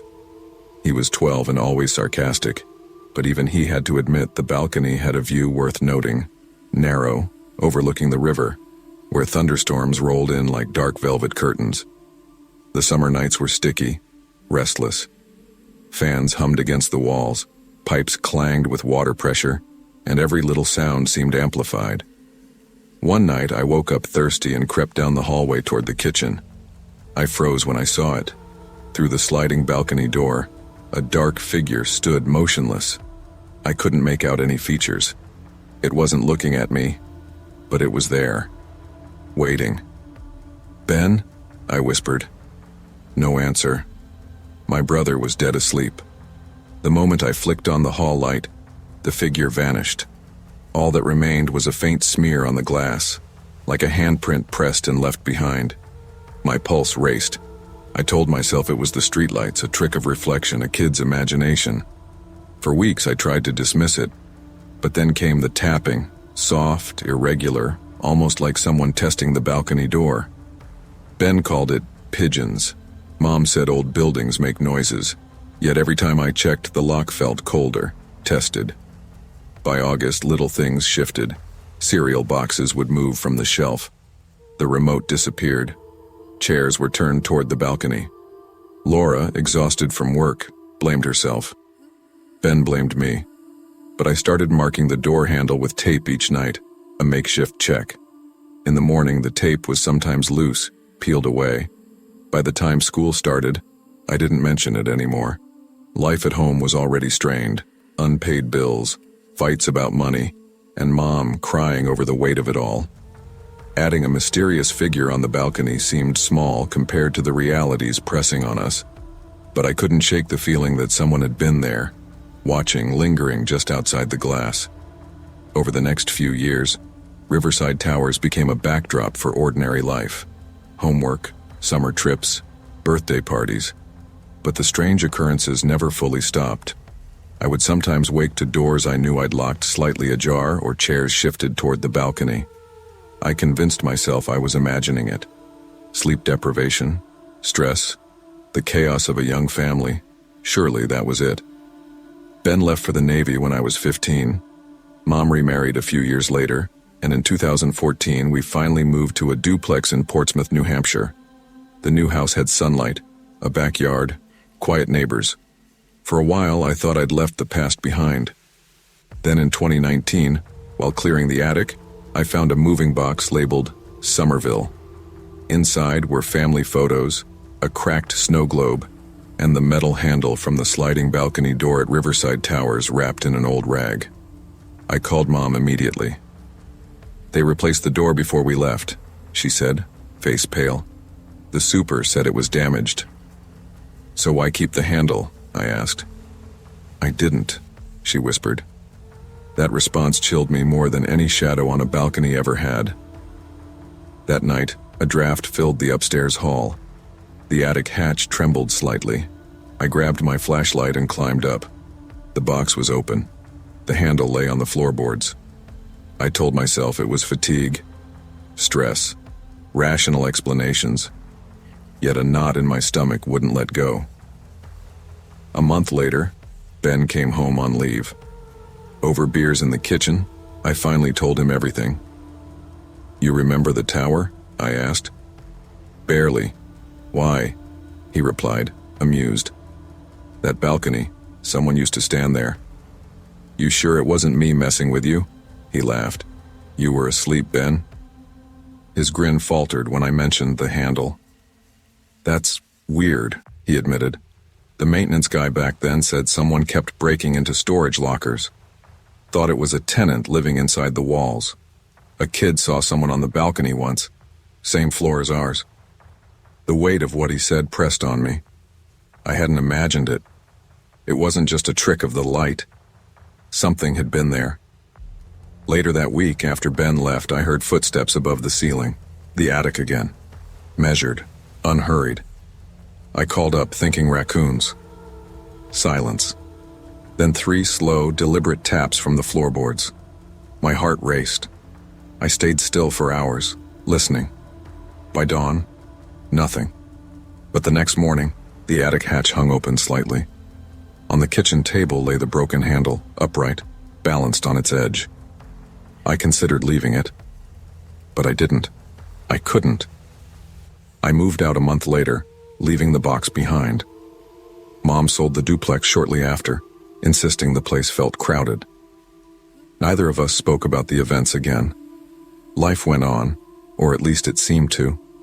In Chicago, working as a junior architect, I thought the memories of Riverside Towers were childhood anxiety, leftover stress from moving, and years of quiet fear.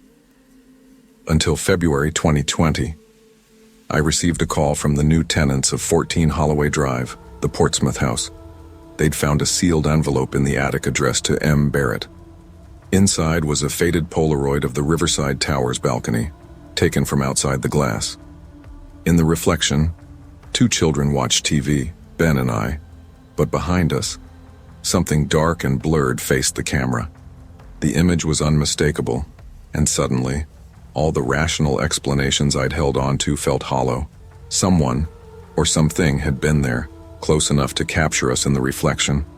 Someone had moved silently through our lives, unnoticed. I couldn't unsee it. Since that day, I've tried to rationalize. A prank, a stranger's camera, a reflection trick. But the small, irregular taps in the attic, the moving handles, the displaced chairs, they all haunt me. Childhood fear lingers longer than we expect. I still mark doors. I still check locks twice. And I've learned to carry awareness everywhere. Memories don't fade when trauma lingers in physical spaces. They're heavy, like a weight we can carry into adulthood if we don't confront them. Some truths can't be explained, but they teach vigilance. They remind us that safety is relative, and childhood is not always innocent. There are shadows, even in the ordinary. Sometimes the past reaches forward in subtle ways to test our perception, our boundaries, and our courage. Life often places us in situations where fear and uncertainty challenge our understanding of safety and reality. Trust your instincts, stay aware of your surroundings, and don't dismiss subtle signs of danger. Childhood experiences, even seemingly minor ones, can shape perception and intuition, tools we carry throughout life. Awareness and careful observation are as important as courage, for they protect us from harm that isn't always obvious. College had a way of teaching you 2 things at once: how to survive on nothing, and how to convince yourself that surviving on nothing was fun. I learned both of these lessons the summer I moved into the old Victorian on Elmwood Lane with Lila Hart and Miles Donovan. The house had character, though character in real estate terms really meant peeling paint, warped floors, and a backyard that smelled like wet leaves and dirt. Cheap rent outweighed aesthetics for us, and in our tired, overworked, slightly hungover way, we convinced ourselves it was perfect. I remember the first night vividly. Boxes were everywhere. Lila insisted on lighting a few candles despite the breeze coming through the crooked windows. Miles was arguing with the landlord over the Wi-Fi, and I was mostly trying to figure out where my bed was going to fit without blocking the radiator. That's when we noticed the door. It was at the far end of the hallway, thick, iron-bolted, almost flush with the wall. Nothing like the rest of the wooden doors in the house. I had asked the landlord about it. "Storage," he said flatly. "Never open it." It wasn't threatening exactly, but his tone left no room for curiosity. Lila frowned at it. "Why wouldn't we be able to open it?" "Old stuff," he shrugged. "Don't touch it, trust me." And just like that, the iron door became a kind of ghost in the back of our minds, present, immovable, impossible to ignore. For the first week, life in the house was mostly ordinary. There were small things, whispering echoes that seemed too soft to be wind, the faint smell of damp soil upstairs, chairs ever so slightly moved from their usual positions. Each time one of us noticed, the others laughed it off. Old houses make noises, right? Still, the feeling lingered. Elmwood Lane was quiet, too quiet sometimes, and there was a weight to the house, a presence that made corners seem darker than they had any right to be. But we were young and broke, and cheap rent has a way of quieting your skepticism. It was during a violent summer storm that everything changed, the kind of storm that rattles windows and presses the smell of wet asphalt into your lungs. We were gathered in the living room, candles flickering, trying to ignore the wind. That's when the chains on the basement door snapped. They didn't fall, they slackened, dragging along the floor with a metallic scrape. We froze. The basement door had never moved before, and now it was slightly ajar, as if it had been waiting for the storm to give it permission. Carson, me for clarity, tried to laugh. "Probably just the wind, right?" But Miles shook his head. That was no wind. That was deliberate. The three of us stared at the door. Lila whispered, "We shouldn't open it. He said not to. But curiosity is a cruel driver." Slowly, I stepped forward and pushed. The door creaked open. Inside, the basement was cold and damp. Polaroids were tacked to every wall, dozens of them. The photos were of people asleep in beds, framed perfectly, some close enough you could see the fabric of their pillowcases. Our laughter died in our throats. This is some kind of prank, right?" I stammered, voice tight. Lila's hand flew to her mouth. "No one else should even have a key." Then we saw one photo that made my stomach twist. It was of us, standing in the basement doorway, exactly as we were now. Lila gasped. Miles whispered, "That wasn't here before." We didn't hesitate. We ran upstairs and slammed the basement door shut, yanking the chain tight. That night, we tried to ignore it, tried to rationalize it. But then came the soft clicks, the faintest sound of pins dragging across the wood floor beneath the door. I stopped sleeping well. Neither did Lila. Miles tried to shrug it off, but even he jumped at shadows that weren't there. By the end of the week, small objects started to move. A coffee mug on the kitchen counter, Lila's notebook, Miles's headphones. Nothing was ever taken, nothing ever broken, but enough to make you question your memory. Lila began staying up late, peering into corners, tracing the edges of the Polaroids. Carson, me, would catch her whispering to herself in the kitchen, fingers tracing invisible patterns over tabletops. I tried to reason with her. "Maybe it's someone squatting here," I said one night. "A kid, a vagrant, I don't know." She shook her head, hair falling in her eyes. "No, it's not people. Not real people." I wanted to tell her to relax, to ignore it, but even I couldn't dismiss the feeling of being watched, of knowing that something or someone had observed us carefully without being seen. The house itself seemed to breathe, or maybe it was just the floor settling. Every creak, every distant groan, sounded deliberate. And yet, nothing could have explained the Polaroids that appeared in the living room the next morning. Photos of us in the basement again, closer to the camera than before. By mid-August, the storm had passed, but we were trapped. The weather made leaving inconvenient, and each day the basement door seemed to pulse with its own quiet energy. Then, one night, when we tried to leave for a quick errand, I saw movement in the attic window, a hunched shadow staring. We ran. The street was flooded in places, water creeping across the pavement. My heart felt like it had been shoved into my throat. When we returned, the basement door was chained again, exactly as the landlord had left it, and the smell of wet earth lingered in the hallway. I slept in the living room that night, doors locked, lights on. Lila and Miles were tense, but none of us dared speak of what we had seen.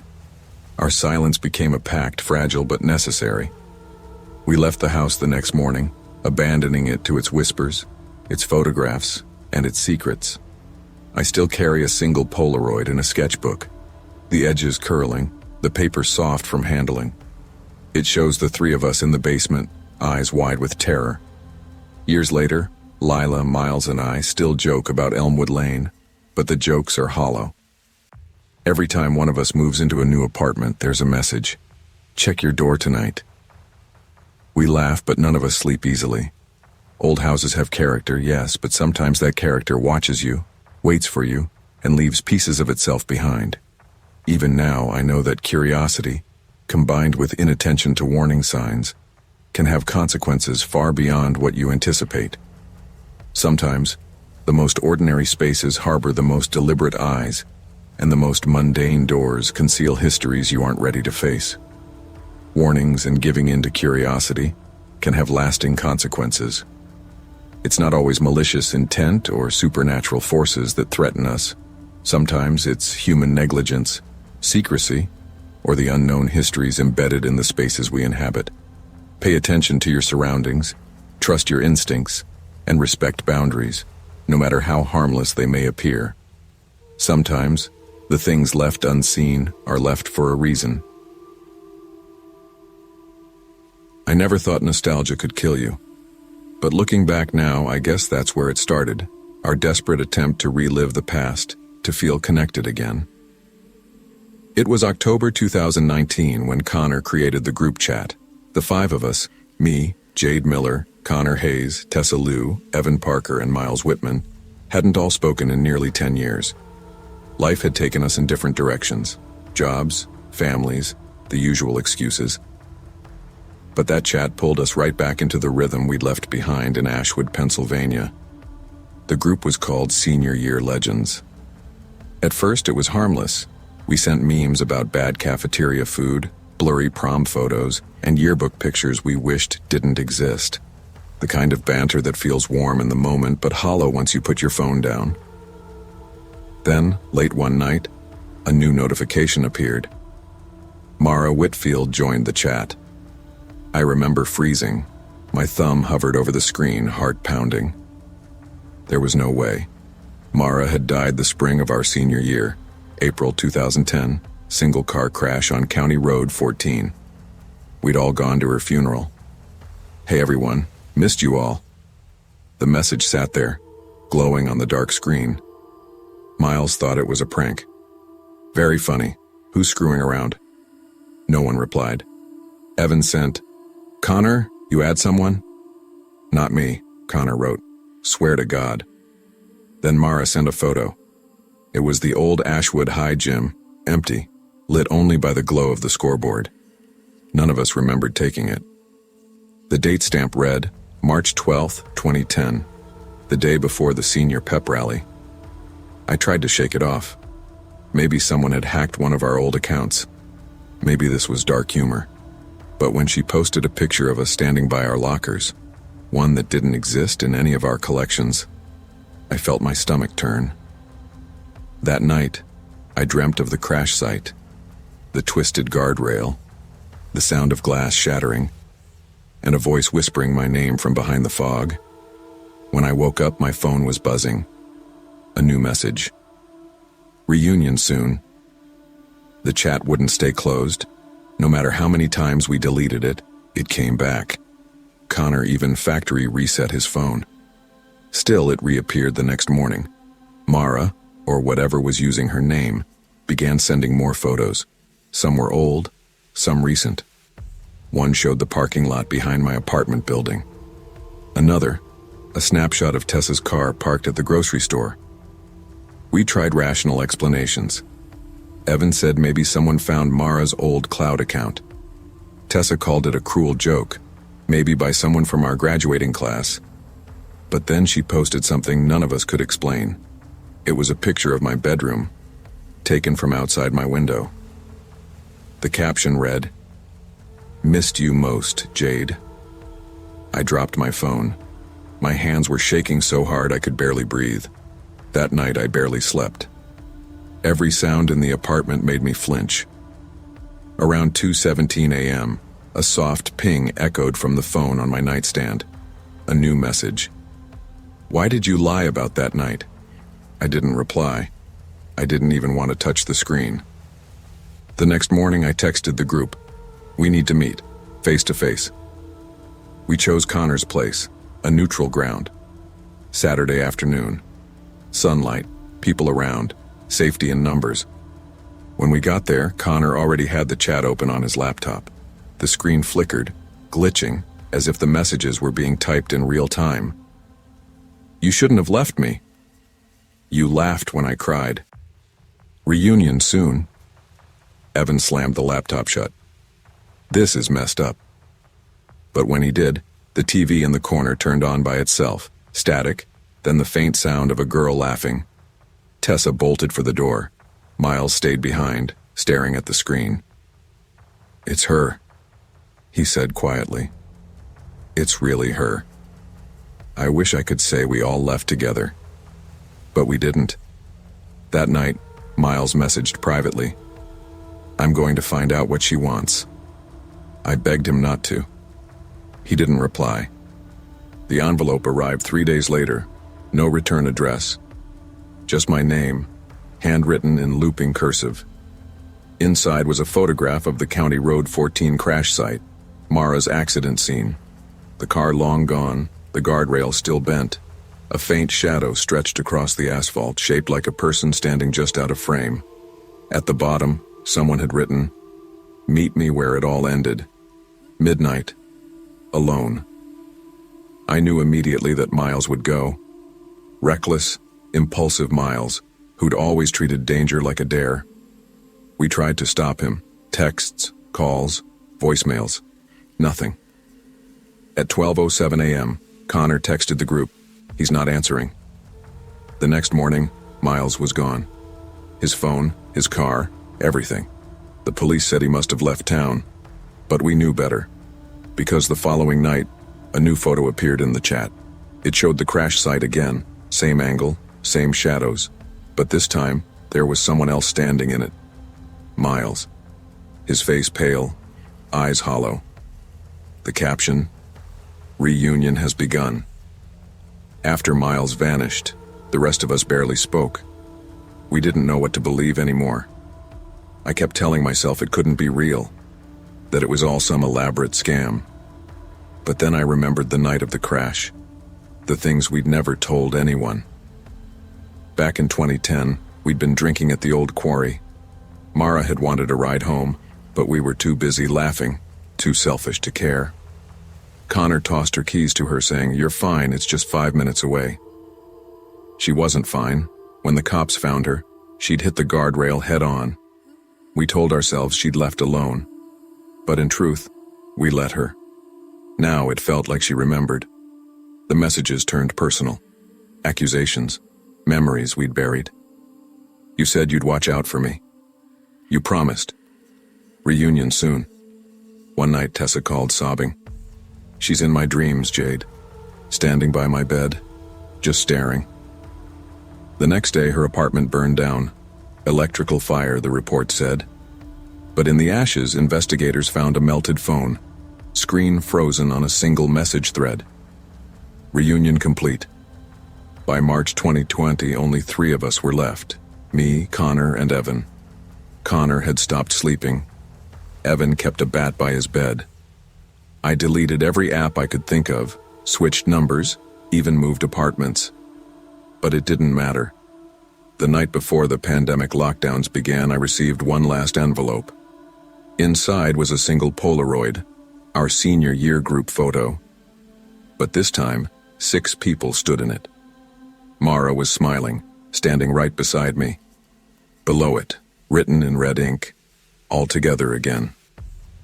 That night my phone buzzed, one final notification. "Reunion soon." But this time, it didn't come from the chat. It came from my own number. I stared at the screen until it went dark, the reflection of my face staring back, except for the faint outline of someone standing just behind me. And for the first time in 10 years, I whispered the truth aloud. "I'm sorry, Mara." The light flickered. The phone buzzed once more. I know. The past never stays buried, especially when it's built on guilt and silence. The story of Mara Whitfield isn't just about ghosts, it's about accountability. When we choose to ignore the consequences of our actions, we create our own hauntings. The real horror isn't the supernatural. It's the weight of what we leave undone, the apologies we never say until it's too late. You can't outrun the truth. The things we try to forget are often the ones that remember us the most. Moving into a new house should have been exciting, but I remember that first night feeling more exhausted than anything else. Cedar Ridge was quiet, almost too quiet. The small 2-bedroom house had a fenced yard, a cozy kitchen, and a living area bathed in soft afternoon light when I arrived. It smelled faintly of pine cleaner and old carpet, but to me, it smelled like freedom. Finally, a place of my own. A place where I could recover from the accident that had left me in a wheelchair. I wheeled around the house slowly, touching walls, testing doorways, imagining the life I wanted to rebuild. I valued calm, safety, and routine more than ever. But I also knew I would be lonely. My best friend Sarah had been insistent that I let her and her boyfriend Jordan stay for a little while. At first, I hesitated. I needed solitude, but they promised it would be temporary, respectful, and controlled. "I promise, Clara," Sarah had said that first afternoon. "We'll follow your rules. No big pets, no extra noise. We'll pitch in." It sounded reasonable. I signed the agreement in my mind and welcomed them in. For the first few days, it worked. Sarah helped with small chores. Jordan quietly read in the corner, barely touching anything. Peace. Finally. Then the pit bull arrived. Sarah had insisted, waving her phone like it was evidence of its adorableness. "Look at him, Clara, just a puppy. He won't be a problem." I shook my head. "Sarah, he's big already. He knocked over my chair today. And what happens when he lunges at me or someone else?" "Relax, it's a puppy. It's just learning," she said, clearly frustrated. Jordan shrugged from the couch. It wasn't just the dog. Dishes piled up, trash overflowed, and my carefully planned routines disappeared into chaos. I tried to speak up, calmly at first. "Please, you can't leave it like this. I can't live in this mess." Sarah waved me off.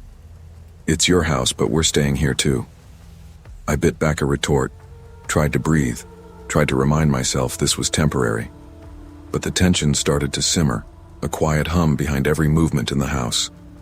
The chaos escalated faster than I expected. The dog grew more aggressive, teeth flashing when I tried to wheel past him. Sarah ignored my concerns, and Jordan never stepped in. Their presence, once a promise of companionship, became a source of dread. One afternoon, Sarah's mother, Elaine, appeared without warning. I had never met her before. She claimed she was there to help, but spoke in clipped, judgmental tones. "You need to keep this place cleaner," she barked. "It's not sanitary." I swallowed my frustration. "I've been managing, thank you. I just have a routine." Elaine's eyes narrowed. "Your routine doesn't include real responsibility." I tried to ignore her, but small incidents piled up. Dishes left for days, furniture scratched by the dog, garbage strewn across the yard. And each time I said something, I felt a shift, a tension tightening around my chest. It culminated one afternoon when I finally confronted them. "This isn't working," I said, gripping my chair tightly. "The dog, the mess, the disruption. None of this respects me or my home." Elaine lunged suddenly. My chair tipped backward. I hit the floor hard, pain radiating up my back and arm. Jordan tried to stop her, hesitated, then froze. Sarah just stood, panic flashing in her eyes but didn't move. The neighbors called the police. I was hospitalized briefly, shaken and bruised. Sarah and Elaine promised to leave, and the police left without pressing charges. But when I returned, the house felt heavy. Every corner held a memory of chaos. I rearranged the furniture, secured locks, and slowly tried to reclaim my space. "This is mine now," I whispered to myself as I set books on the shelf. But even then, at night, I would hear the faint echo of paws, shadows that didn't belong, reminders of the upheaval. Weeks turned into months, and though Sarah, Jordan, and Elaine were gone, their presence lingered in ways I couldn't touch. The house felt haunted, not by ghosts, but by memory. Footsteps at night, the imagined bark of the dog, objects slightly out of place. My body tensed whenever the wind rattled windows. I started keeping journals, documenting routines, movements, and anything unusual. It helped. I began to regain a sense of safety through structure. Even small victories, like cooking a meal without fear or wheeling into the yard without anxiety, felt monumental. But the trauma had left its mark. I noticed how careful I became with people, how I questioned motives even among friends. Trust, once given freely, now came at a high price. Every phone call, every visitor, every minor inconvenience triggered caution. Sarah called once, months later, apologizing for the chaos, for her mother, for the dog. I listened quietly, nodding even when I didn't believe her. I couldn't allow her back into my life, not even a fragment. The house, once a sanctuary, had taught me a lesson in vigilance. Even when your walls feel safe, the threat of invasion, emotional or physical, can come from those who claim to love you. By 2016, I had begun to reclaim myself fully. New locks, a tidy home, quiet routines. I invited no one in without considering boundaries first. I leaned into my work, editing manuscripts, creating quiet spaces in my day. But old fears lingered. I would sometimes pause mid-activity, imagining the pit bull charging, or Elaine's sneer, Sarah's panicked eyes. I knew logically they were gone, but my body responded as if they were still present. I met people slowly, cautiously. I made small friendships, tested boundaries, and only allowed people in when I felt fully in control. It wasn't just about physical safety anymore. It was about emotional survival. And slowly, I realized I was stronger. The accident had taken mobility, but the ordeal had strengthened my resilience. Every night I survived alone. Every time I reclaimed my space, every locked door was a testament to my autonomy. By November 2017, I decided to leave Cedar Ridge entirely. Selling the house was bittersweet. It held my memories, my pain, and my victories. But it also held the echoes of chaos I could never fully erase. The new apartment in Lexington was smaller, quieter, safer. I furnished it carefully, kept routines simple, and allowed my pets to explore without fear. Nights were still filled with minor flinches, a wind-rattled window, a faint imagined giggle, but I no longer froze. I had learned to respond, to survive, to reclaim control. I realized that survival sometimes meant leaving people who claimed to care, but brought danger instead. Sometimes it meant walking away from what you thought was home to find a real sanctuary. I journaled less frequently, but with every page I reminded myself, boundaries are essential, trust must be earned, and freedom is worth the cost of solitude. True strength comes not from enduring chaos silently, but from recognizing when a situation threatens your well-being, setting firm boundaries, and having the courage to reclaim your life, even if it means walking away from those you once loved.